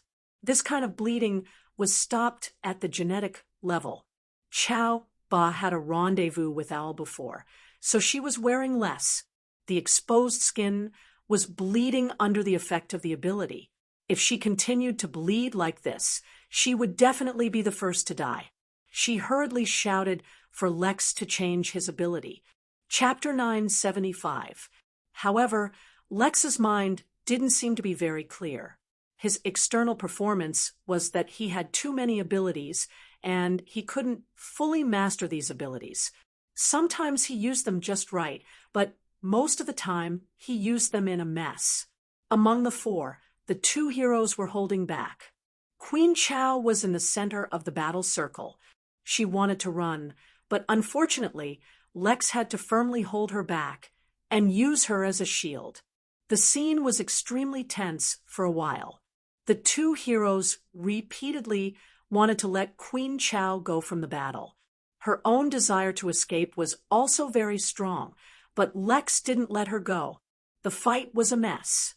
As they fought, Lex suddenly remembered that he had an ability. His shoulders shook, and a dark green ripple spread in all directions. Within 100 meters, everything seemed to come to a standstill in an instant. Everyone and everything stopped moving. Physical activity on both observable and unobservable planes stopped. At this time, the strength of these people could be seen. Queen Chow slowly turned her body, and her lips opened slightly as if she wanted to say something. Superman still maintained a punching motion, but it was a few hundred beats slower. The Flash was a little stronger than him, but he couldn't run at high speed. At this time, he was like an old man in the park doing his morning exercise, running slowly. As the one who released the ability, Lex wasn't affected at all.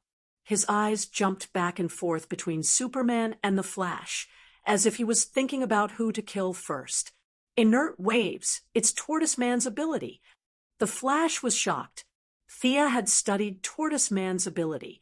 Later, Green Arrow also used an inert slowing grenade to help deal with Savitar. Savitar was tortured to death. This kind of slowing was extremely overbearing.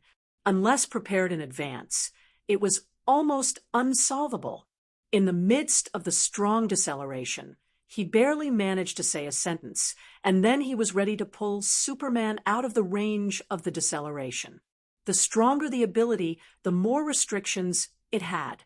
The results of Thea's research showed that even Tortoise Man himself could only use it twice a day. After 2 times, the cells couldn't provide more energy. Even so, once the number of times of the strong deceleration exceeded a certain threshold, the body would fall into a state of low speed until it completely stopped. The form of life would stagnate, or in other words, die. The Flash didn't have time to think about the drawbacks of this move. He pulled Superman, and the two brothers ran out together. If they were villains, they would definitely run for their lives. Whoever they caught would be unlucky. However, the heroes did not have such thoughts. They ran out together. The truth was similar to what he had estimated. This trick was obtained from Lex killing the 3 Tortoise Men on Earth. He only used it once a day. After using it, he felt uncomfortable all over, and his brain's thinking and reaction would be very slow. After obtaining this ability, he had used it twice, and the after effects were too great. After a long time, he had almost forgotten that he had this ability. This time, his attack was successful. His body was not affected by the speed reduction. With a look of ecstasy, he pounced on Superman. Less than 100 meters away, the Superman Flash ran for a long time, but Lex caught up in an instant and easily dodged Superman's fist. There was a blue electric light in his palm, and he grabbed Superman. A golden lasso, like a swimming dragon, came down from midair and entangled his fingers when they were half a meter away from Superman. Just as Lex was wondering why the Super Queen wanted to stop him, he found that the lasso was different from the one he knew. Before he could think about it, he felt the lasso pull hard and throw him in the opposite direction. The unparalleled force sent Lex flying hundreds of meters away. Without the support of his ability, the deceleration was impossible. Several people regained their normal ability to move.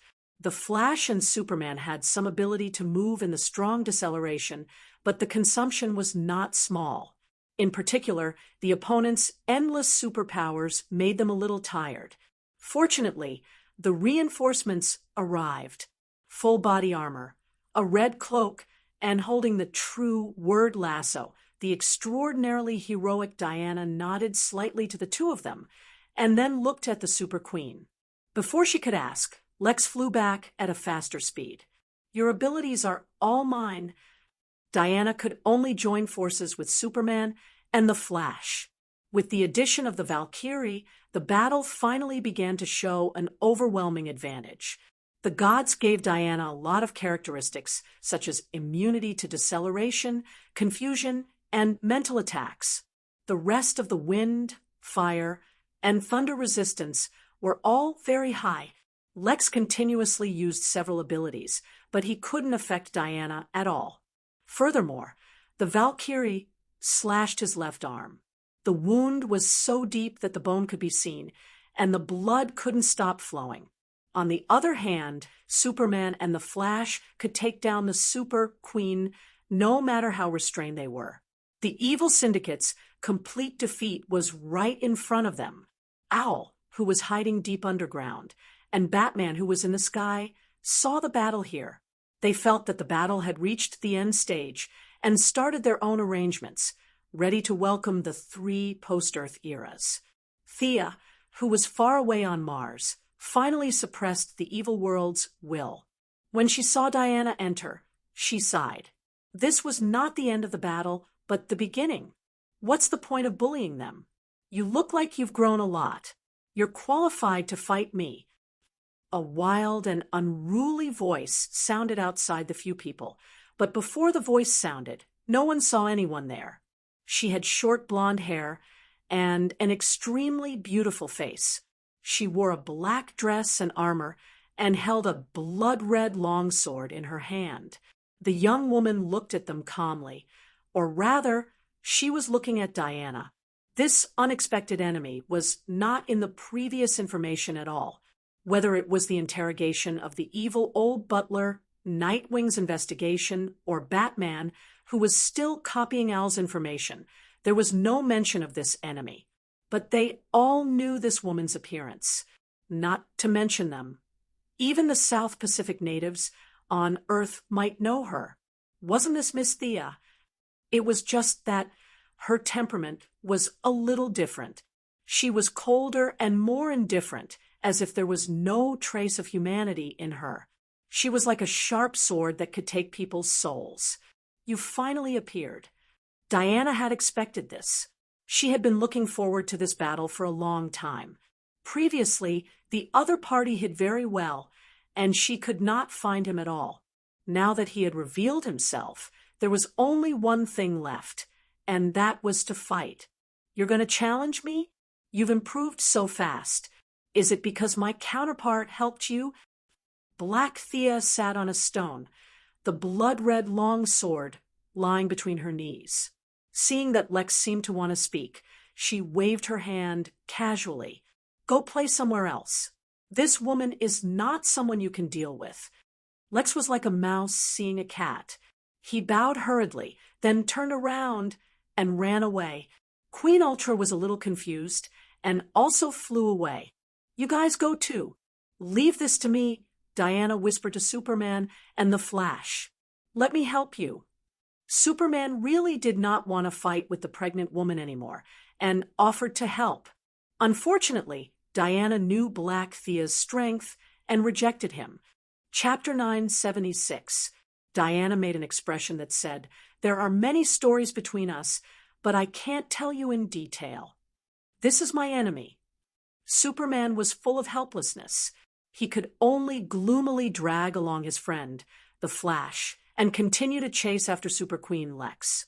In the communication channel, Earth's Luthor already knew about his counterpart. He was very curious and checked their coordinates. He was approaching them. 3 against 2. The odds of winning were very high. You're no match for me. Aren't you going to call for help? Black Thea ignored them and looked at Diana playfully. Although my counterpart plus you are no match for me, at least you can withstand a few moves, right? Her tone was calm, but her tone was frighteningly arrogant. That power doesn't belong to you, Diana pointed out. She had heard Thea analyze her opponent many times. At this time, she was not afraid, and there was even a trace of condescension in her tone. You're the one who doesn't understand the level of power.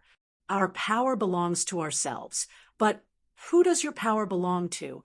Is it because once you exceed a certain limit, you'll lose control? Will you still be you then? Nonsense, Aunt. I'm going to cut off your head and make that guy suffer for the rest of his life. Black Thea seemed to have been hit where it hurt. She lost her calmness, like a volcano that could erupt at any time. She didn't seem to do anything, but the blood-red sword suddenly crossed the distance between them and slashed at Diana with unparalleled force. Dang! There was a loud bang. Diana quickly took out her shield and blocked the sword. She was a little nervous and hesitant, but she chose to take this move head-on. She had her own pride and her own persistence. Although the enemy's power was overwhelming, as if she could split a planet with a wave of her hand, and the sword contained endless hatred and monstrous evil, Diana gritted her teeth and took it. She pushed her opponent back hundreds of meters. She could fight. If this was the opponent's highest level, Diana didn't think she would lose. The sword and shield collided, and the shock wave pushed to both sides. Fortunately, Superman, the Flash, and the others had deliberately lured the enemy out of the city.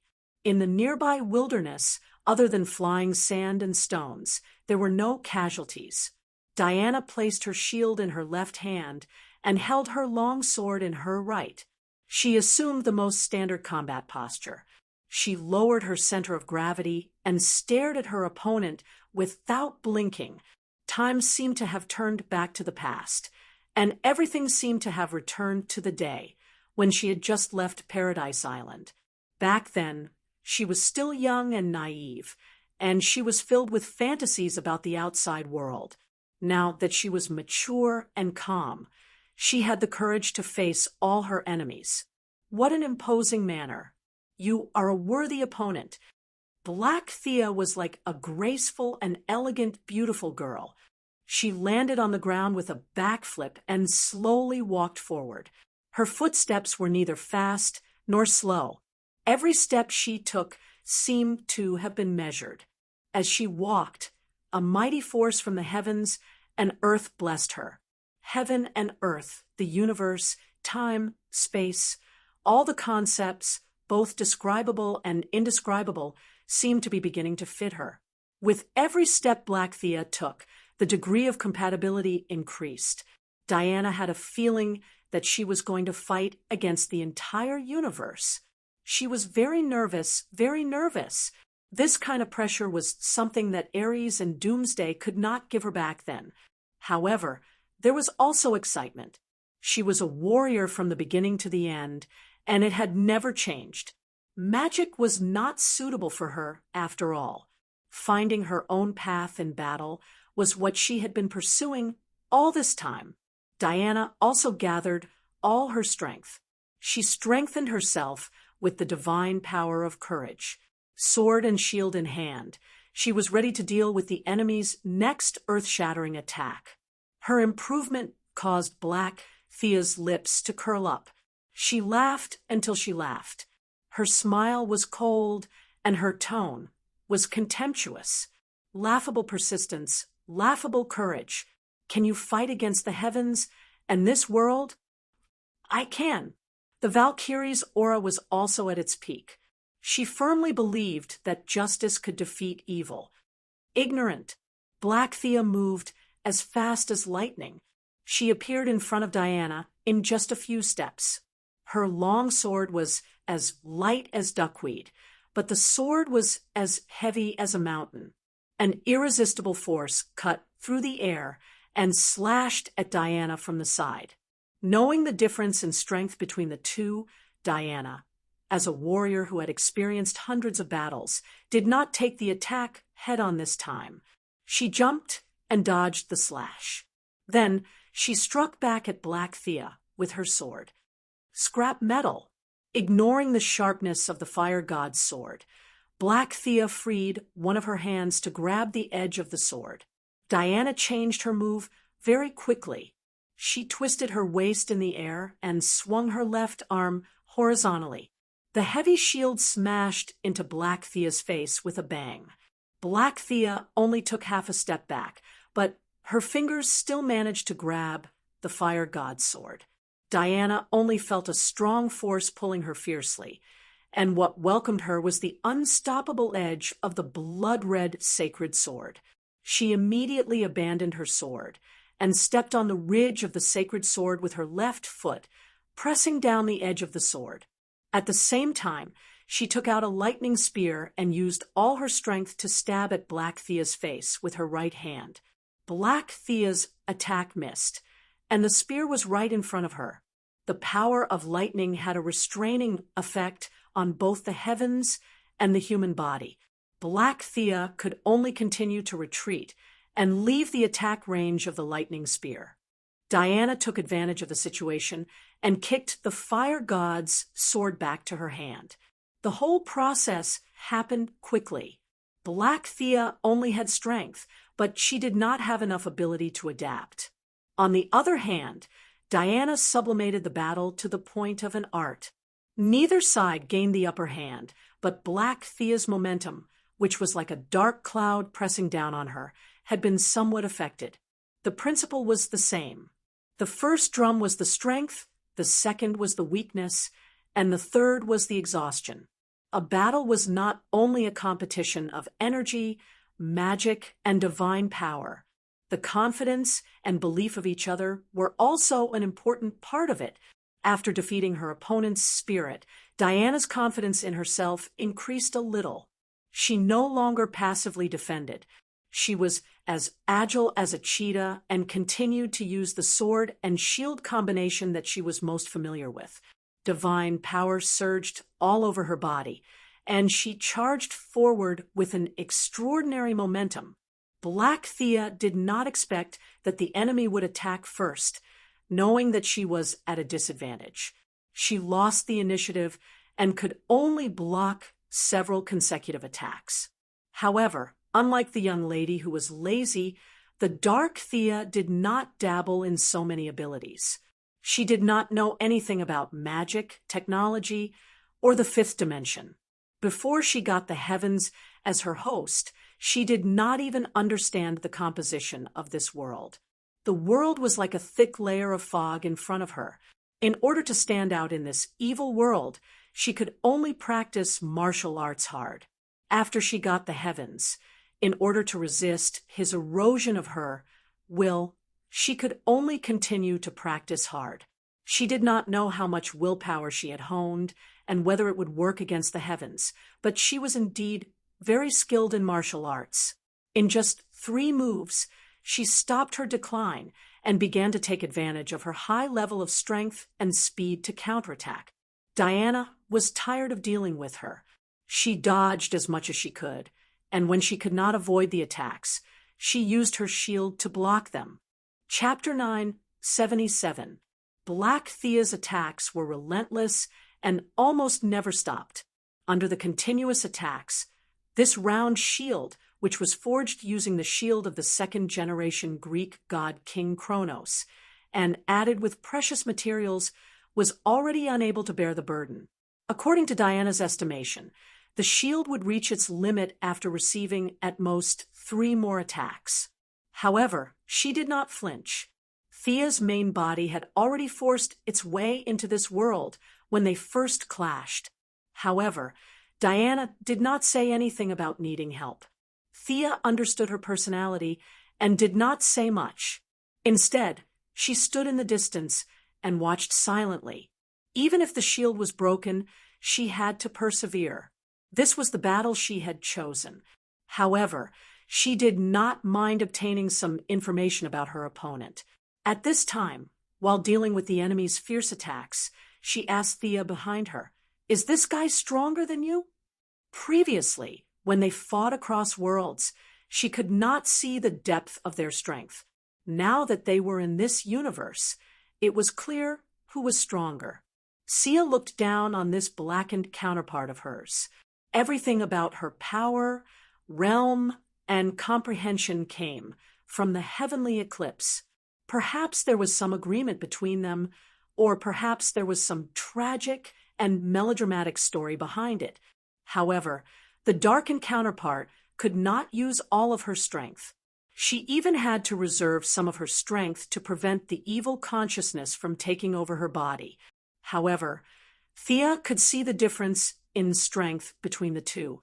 Black Thea and Tianshur were like a rabbit saving its strength every day to protect itself from the tiger that lived with it. Whether it saved its strength or not was completely useless because the tiger was always teasing it and never cared about its little strength. It would only take Tianshur a few minutes to seize control of the body. However, it seemed that he enjoyed playing the role of the weak in this game of possession and counterpossession. Now that Diana asked in order to protect her lover's pride, Thea deviated a little and told a white lie. "If we calculate all of our strength, she is stronger than me, but not by much." Diana's fighting spirit was instantly ignited. It had been a long time since she had a proper battle with Thea. As proud as she was, she had to admit that there was a gap between the two of them. In order to take care of her, Thea had to go easy on her. Now, the two of them would rather stay together and watch soap operas than fight. It was really unnecessary. Now that she heard Thea say that she wasn't as good as the other party, Diana instantly felt that she was really awesome for being able to fight with the enemy for so long. Courage and perseverance were very important to one's state of mind. Once she let go of her burdens, her divine power seemed to increase exponentially. Her attack speed, strength, and endurance all increased by 20%. Black Thea didn't know why she suddenly burst out. She thought that she had been holding back before, so she also took defensive measures.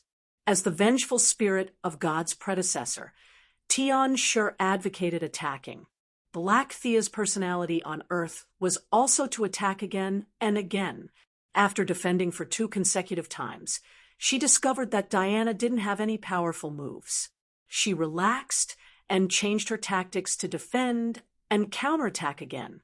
Diana was quite familiar with the enemy's sword. Although the lines on the sword were bright red, and the entire sword was pure black, she couldn't be mistaken. That was a holy sword, the pinnacle of all fantasy weapons. It was just that Thea's holy sword was pure white and holy. It represented light. Meanwhile, the dark version's long sword was filled with all sorts of negative energy gathered together to form darkness.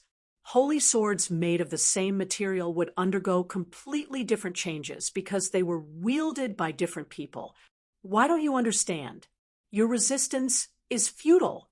With your poor vision, you can't even imagine such a grand and supreme power.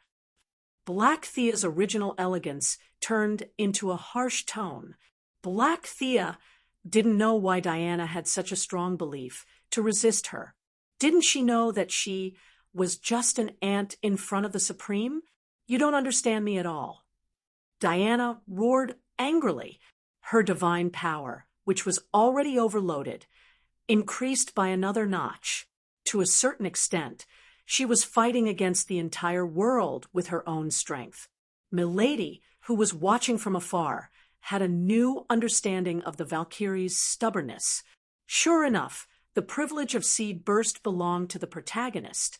If she was in Diana's position with that kind of strength, she would have run away a long time ago. Now, relying on her continuous seed burst, Diana caught up with Black Thea, at least for a short period of time. Her courage was almost tangible. For a moment, The Green Lanterns who were fighting all over Earth felt the energy in their lantern rings begin to boil. Diana replaced the first lantern ring's energy supply at this moment and made herself a living source of emotion. The Green Lanterns were greatly encouraged. With more than 500 Green Lanterns, their courage was fed back to Diana. This was the main reason why the Valkyrie could continuously see burst. Black Thea held her sword with both hands. The pitch-black blade was shrouded in a thick layer of black gas. Her eyes were blood-red. She was not prepared to continue fighting. This kind of battle annoyed her. A cat was not a cat, and a mouse was not a mouse. She wanted to end it all. Hide if you can, little mouse. Black Thea's face was filled with anger. The aura around her holy sword was extremely tyrannical. She wanted to destroy this planet. Heavenly Eclipse could easily destroy a planet, and she needed to mobilize the power of Heavenly Eclipse. Separated by a layer, it was slightly slower. However, in the outside world, it only took an instant. Diana could not ignore it. Seeing that her opponent was about to destroy the planet, she bravely raised her shield to block it. Kaboom! The pitch-black holy sword hit the shield like a hammer.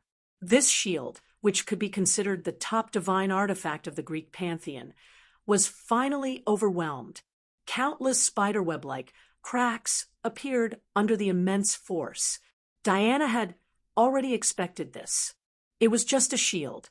With the support of Thea's underworld, the goddess of courage said that divine artifacts were not much. She did not have time to feel sorry for the shield. She lowered her arms slightly to reduce the force.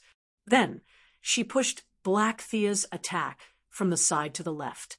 100-meter long black gas turned into a crescent-shaped slash. It brushed past the surface and flew into the distance, directly flying out of the atmosphere. Diana's shield shattered. She crossed her hands, and one sword turned into two swords. Her left hand slashed towards Black Thea's lower abdomen. Black Thea quickly dodged, but she did not expect Diana's right sword to entangle her like a snake. She had already used her moves, and this sword was at the peak of its speed. She only had time to tilt her head in the nick of time. With a soft sound, the sharp blade left a bloody mark on the left side of her face. It penetrated less than a centimeter into her flesh before it was blocked by her strong defense. However, this was the first time Black Thea had been injured. This sword had destroyed all of her pride. At this moment, her invincible image was interpreted as pretentious. She touched the blood on her cheek. How long has it been? She had forgotten that she could still be injured. She could no longer suppress her monstrous anger. A small patch of blue skin appeared in the middle of her jade-white cheeks. You can bleed too? Diana smiled happily. The corners of her mouth were slightly raised. Chapter 978. Thea felt that this smile was very beautiful and charming, but in the eyes of the dark Thea, it was mocking her. Ant weakling, kill, kill. A dark energy that made people tremble surged out from the depths of Black Thea's soul, and a burst of violence acted on this planet, acting on this universe. That was a supreme power that did not belong to this world. Although it was insignificant to the supreme, both magic and divine power had to bow in front of it. Whether it was quality or quantity, there was a difference between heaven and earth. At first, it was only a few strands, but then it was like water released from a dam, uncontrollable. Black Thea's elegance and calmness completely disappeared, replaced by a fierce aura. At first, there was still a hint of struggle in her eyes, but unfortunately, it was quickly surrendered in front of the tide of evil thoughts. Diana gasped for breath as she watched the enemy's appearance change greatly, and she was powerless to stop it. She was very tired, her body was overdrawn, and her divine power was almost dried up.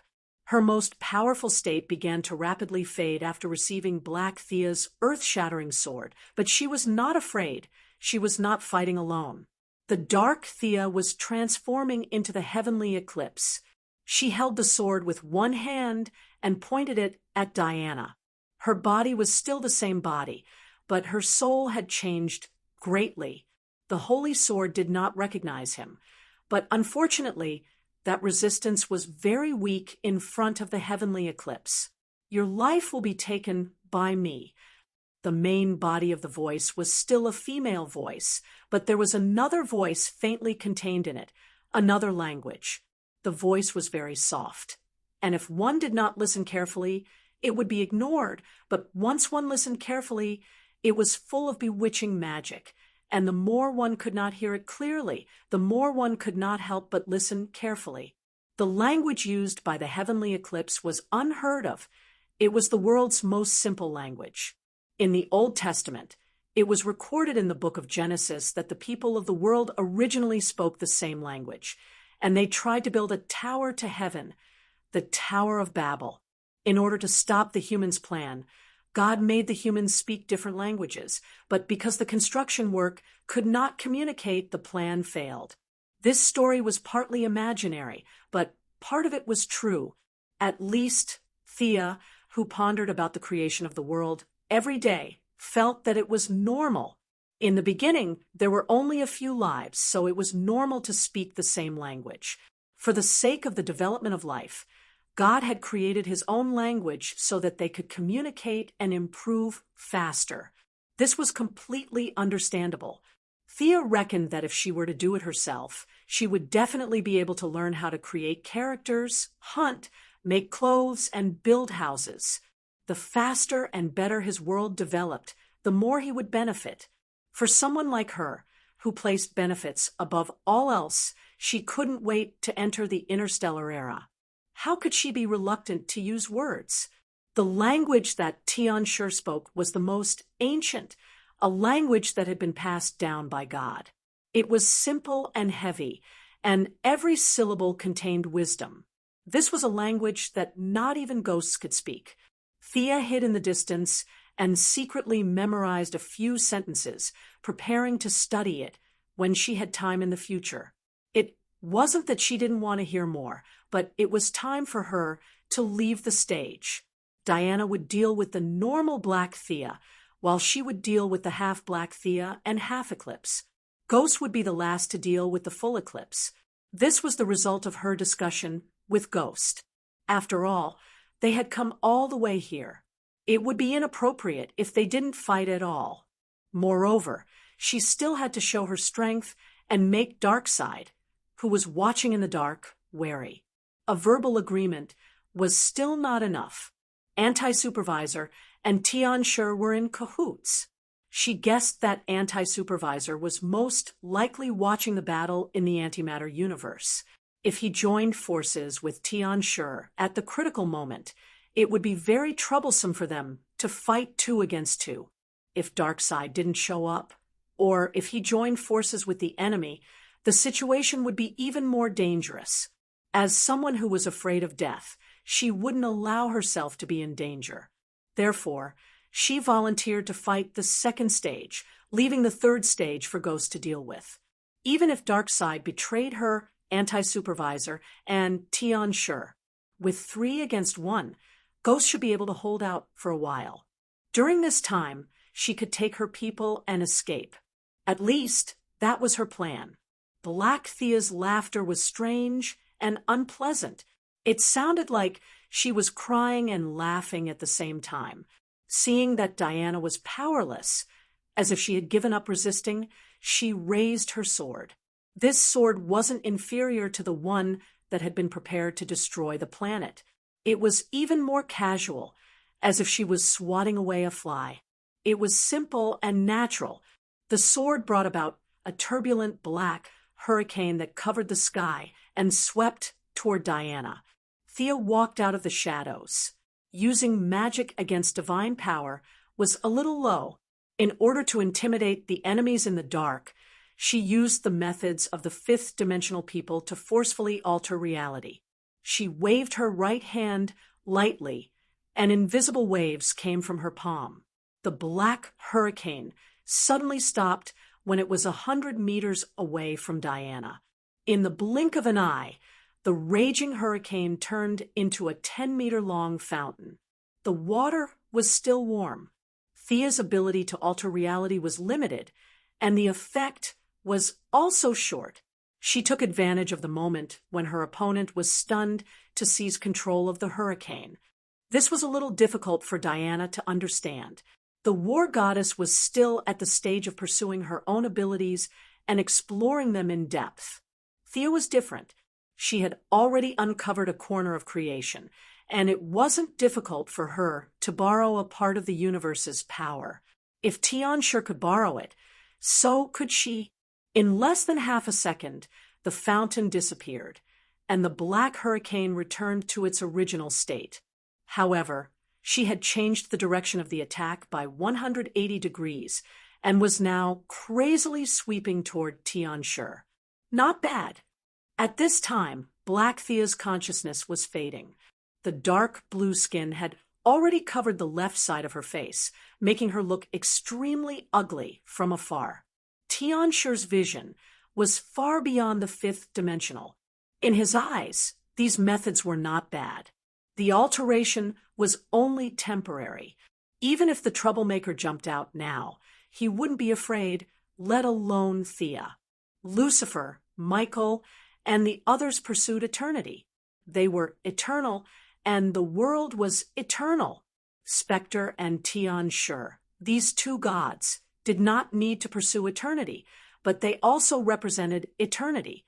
They could also change the creation of a space, but it was meaningless. Tianxia was disdainful. He didn't know that Thea wasn't putting on a show for him. Darkseid, who was watching in the dark, was shocked. There was no magic, no divine power, and it was completely different from his father, Yojia Khan, who was so scared that he peed his pants. This was a power that he didn't understand at all. This new power also indirectly confirmed his conjecture that Sia came from a higher plane. While Darkseid watched them fight in frustration, Sia had already mobilized all of her understanding of the fifth dimension. Like a butterfly, she used all kinds of complicated fifth dimension techniques to fight the heavenly eclipse.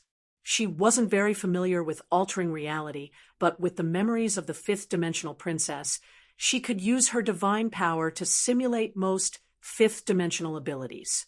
She didn't change her armor or the goddess of death's costume. She was dressed very casually, but her methods made Tianxia suffer. Chapter 9, 79. It was not easy to borrow the power of the world. Tianxia had long lost his original body, and now his consciousness was sealed in the heart of darkness. Separated by a layer of stone seal and Black Thea's body, he had to spend more energy to absorb and transform the power of the world. The power of the world was transferred to him through the two layers, and the loss was immeasurable.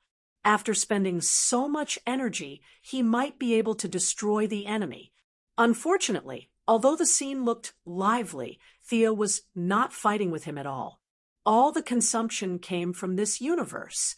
The hurricane was changed into a fountain, the earthquake was changed into a bronze statue, and the meteorite was changed into a flying bird. All kinds of messy modifications made a very serious battlefield feel a little funny. This made Batman, who was secretly observing from the moon, speechless. Thea was also helpless.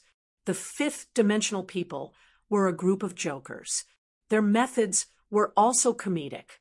It was strange that they could be serious. Tianxia thought that he was being looked down upon.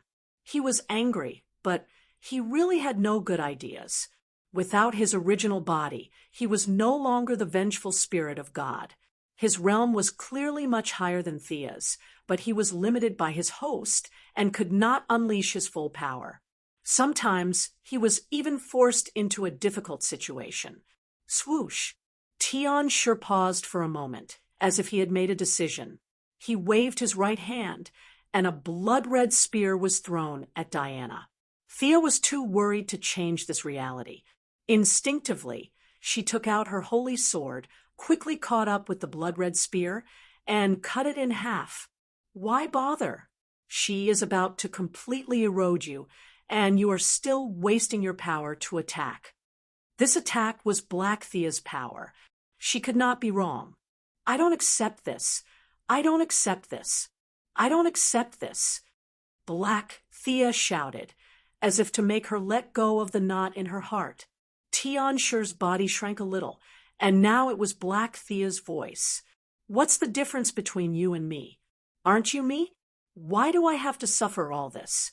But you can get everything. Tell me. Black Thea had a pained expression, and there was a trace of helplessness in her eyes that reached deep into her soul. She had wandered through several parallel universes, absorbing the soul force of the other Thea in order to resist the heavenly erosion. She had tried her best and resisted, but the outcome seemed to have been decided long ago. She was about to completely lose control of her body. Once she lost it, no one knew if she could wake up again. However, based on her understanding of the heavenly eclipse, the chances of her returning to her body were so small that it was negligible. Family, love, friends, and strength. I yearn for these too. Why aren't they mine? Tell me. There seemed to be some tears in her eyes. Unfortunately, just as the tears flowed out, they were evaporated by the high-temperature energy on the surface of her body. Diana seemed to want to say something, but Thea waved her hand to stop her. She sneered and said, "If you think you've been wronged, who will the people who died in your hands complain to?" Earth 2's Thea, Quinn, was just a rebellious girl. She had just resolved the misunderstanding with her father. Her life was trampled on by you. Who can she complain to about her life? Earth 10's Thea joined the army. She had a bright future ahead of her, but she was also killed by you. Do you know how her family and her brother felt? Earth 30 SXS Thea was the lover of the superhero Archer Kid. She was also cruelly killed by you. How do you explain her life? Earth 39's Thea listed them one by one. There were a total of 7 parallel universes where Thea had been killed by her. Thea did not exist in other universes. Even Superman and Batman did not exist. For example, Earth 26 was a cartoon world. The superheroes there were Captain Carrot, Rubber Duck, and the like. It was a very cute world. For example, Earth 50 was the world of the Justice Overlord Superman. Star City was razed to the ground. Naturally, there was no Thea. It could be said that there were only 9 people who had survived to adulthood. The 2 of them were the only 2 survivors. If I didn't have the power, I would have been killed by you. What right do you have to cry here? Thea was very unhappy. Very unhappy. If she was a hero of pure justice, she would have comforted her and used her mouth to clear her name. She did not have such a habit. She scolded her directly. After all, she was going to be corrupted. Tianshur would eventually take control of her body. Trying to reason with her, there was no need for that. She had a vague thought. Destroying all of her counterparts would be beneficial to her future path. However, she was not sure what the benefits were. She raised her sword and pointed. One wrong step led to many wrong steps. You passed your misfortune on to others. Today, it is time for you to taste the consequences. Look back at the mistakes you have made all these years. Thea pulled out Tianshur's timeline. Originally, she could not do it. However, Tianshur seemed to know what she wanted to do. Instead of stopping her, he was very cooperative. Black Thea's past life began to appear one by one. The evil world could turn a good person into a bad person. Old Robert and Moira, who were originally half black and half white in this world, basically maintained their original state.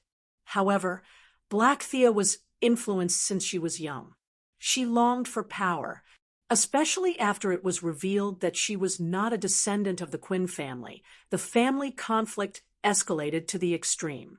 After that, with the help of her kind father, Malcolm, she joined the League of Assassins. The League of Assassins here was a public welfare organization that was willing to help others and eliminate evil. The Ninja Master was a kind old man who could be elected as a moral model.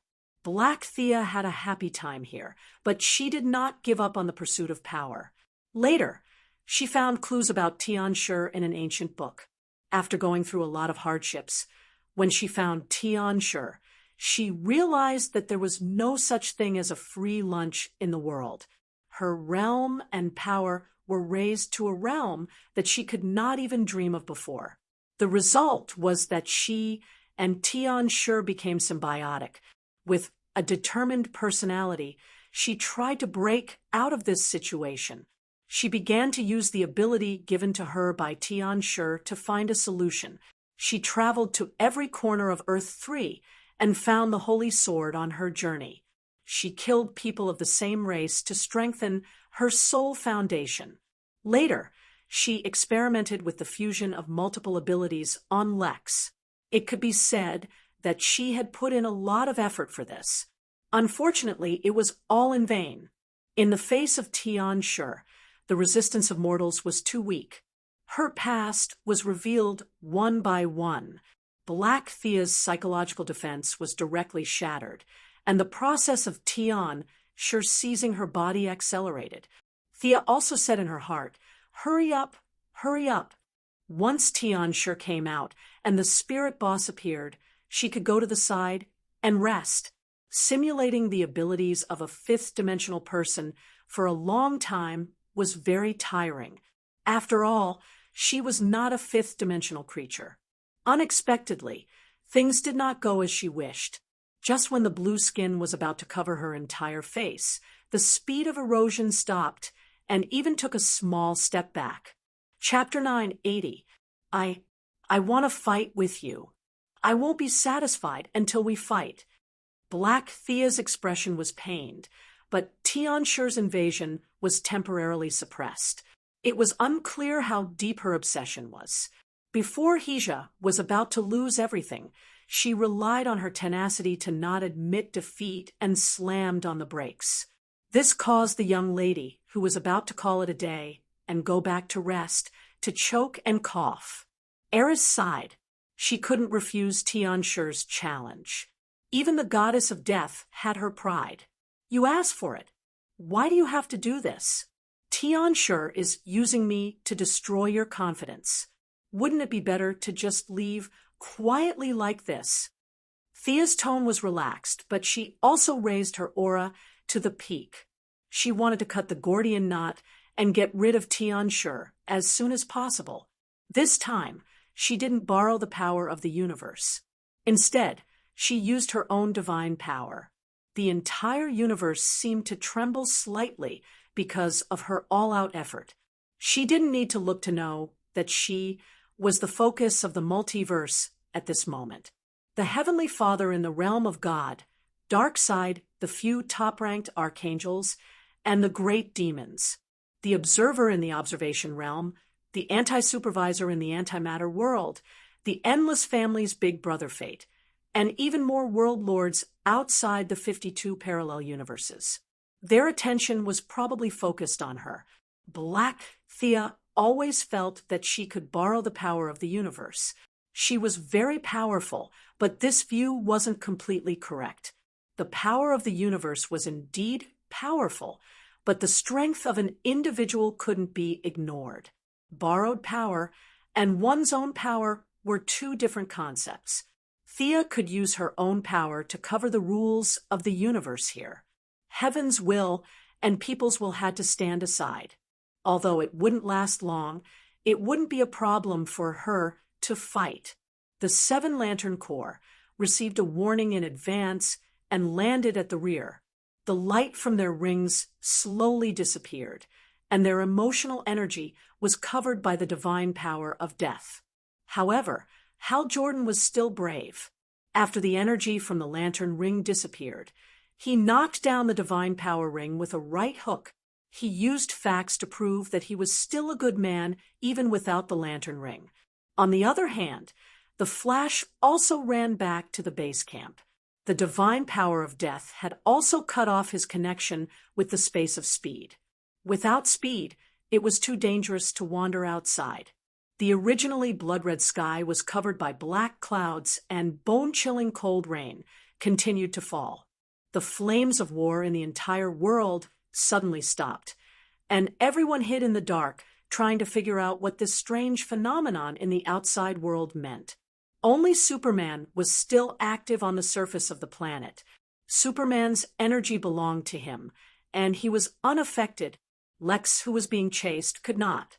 His various abilities were the result of Black Thea's experiments, which involved 7 or 8 outer spaces.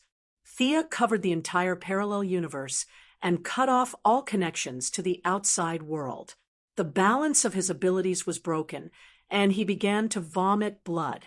For some reason, the Super Queen was flying with Lex instead. Her own speed was much slower, and it was only a matter of time before the Super Queen caught up. Thea's blonde hair turned black, and her gaze was very serious. She wore the Goddess of Death's costume again, and held the night sky sword in her hand. This image made the Wasteland Wolf, who was watching the live broadcast on Planet Apocalypse, tremble. Black Thea looked at the sky. The ceiling enchantment set up by the anti-surveillance had been completely broken. The sky was filled with black fog, and the freezing rain made the temperature on the ground plummet. It was cold and dead. Everything seemed to be saying that this was the world of the dead. Is this all your strength? I think it's nothing special. Black Thea said insincerely, and the contempt in her tone was undisguised. You used too much strength. This is not necessary at all. It's pointless to vent your strength. It only proves that you are shallow. She pointed at the sky and the freezing rain, and commented without holding back. Thea sneered. Did you see this yourself, or did Tianxia see it? You are very dignified to use other people's perspective to judge me. Can you tell me how I did all this? You don't know anything. You are the one who knows nothing about power. Are you sure this is righteous? You are no different from me. You also joined the darkness to gain power. Black Thea said angrily as she pointed around. Thea rolled her eyes. She was too lazy to argue with such a simple view of good and evil. Batman wore a black cloak every day and didn't sleep at night to scare people. Who said he was evil? There were good and evil people, but there was no such thing as power. Especially in modern society, the right to speak was in one's own hands.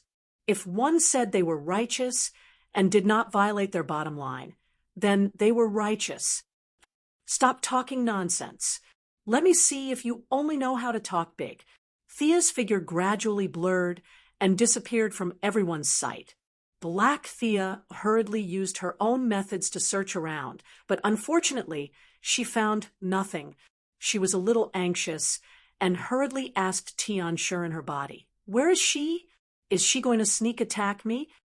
Tianxia smiled sinisterly. A sneak attack is definitely going to happen, but where is she now? You are really asking me. How is that possible? Even you can't find her whereabouts? Is she not in this part of the universe? Black Thea didn't expect Tianxia to say that he couldn't do it.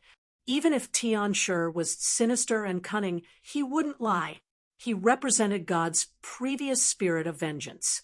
His pride wouldn't allow him to lie. Tianxia thought about it.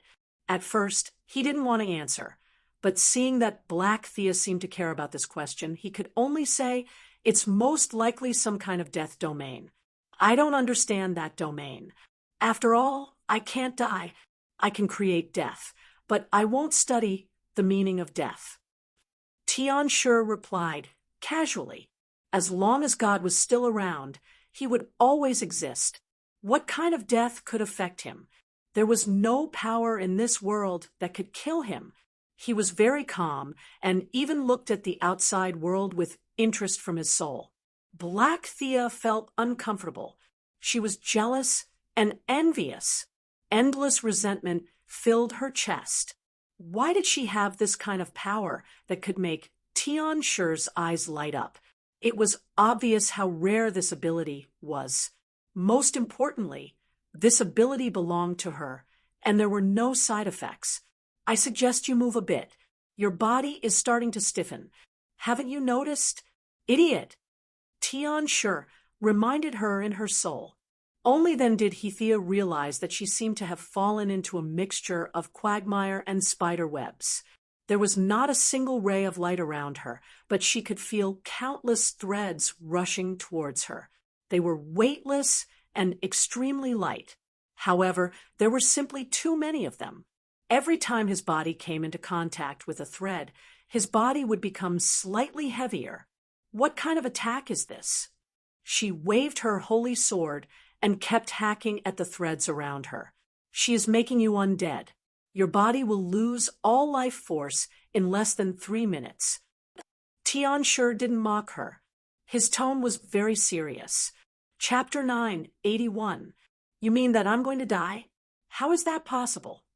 I've been immune to magic for a long time. Black Thea didn't believe him at all. Magic was nothing more than a toy to her.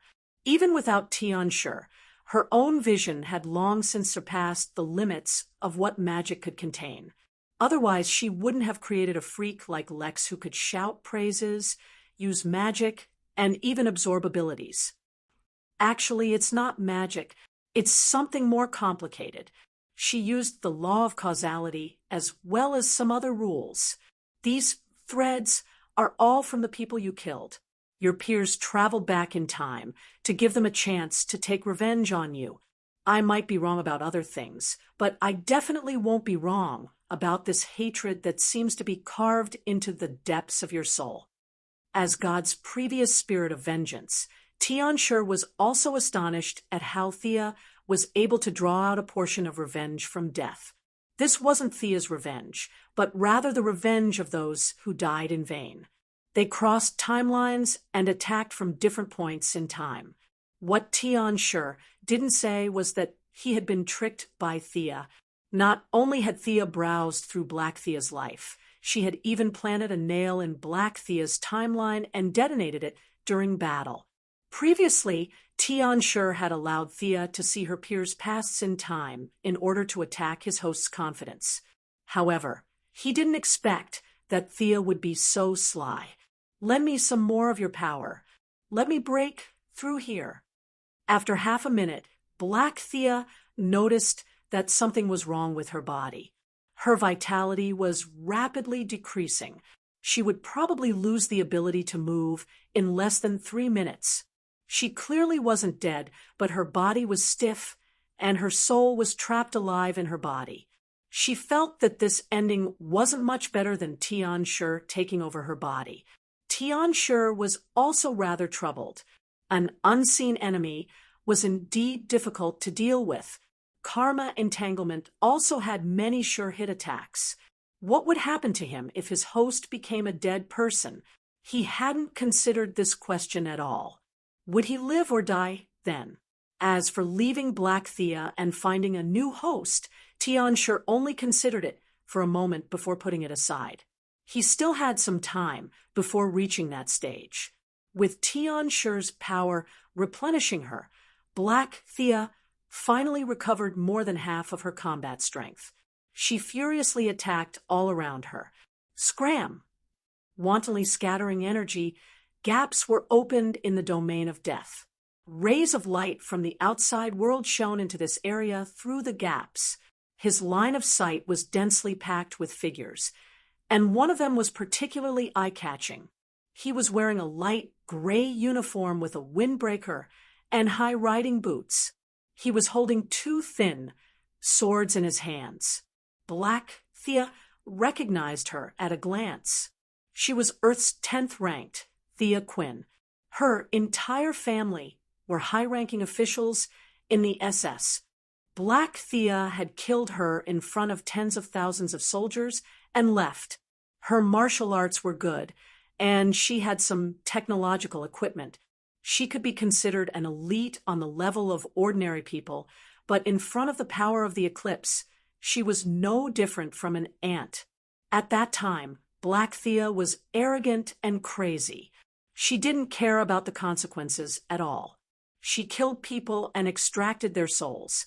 In the end, she left. The other party was just a symbol in her eyes, a puppet.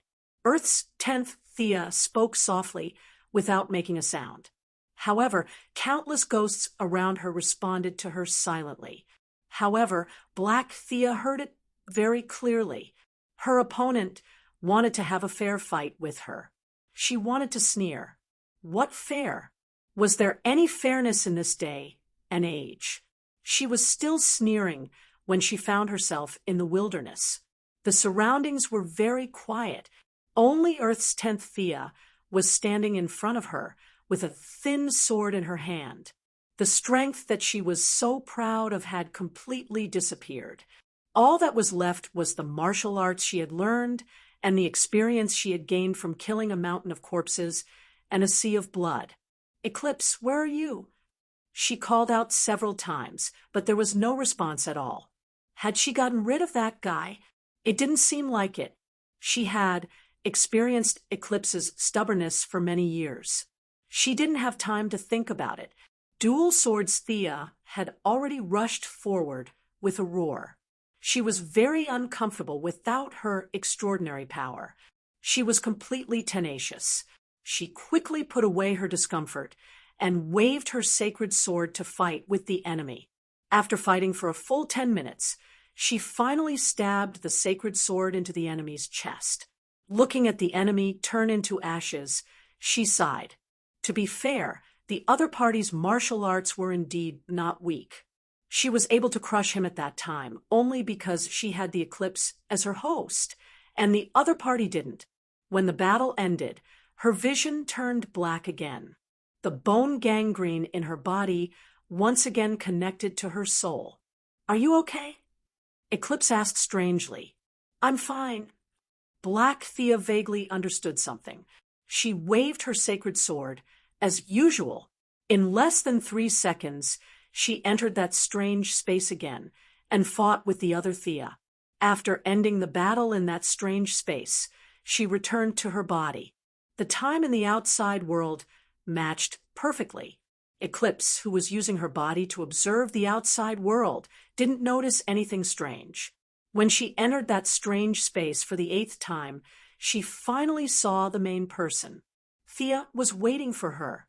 There were 7 other people with different expressions around her. They were either standing or lying down, looking at her. "What is your purpose?"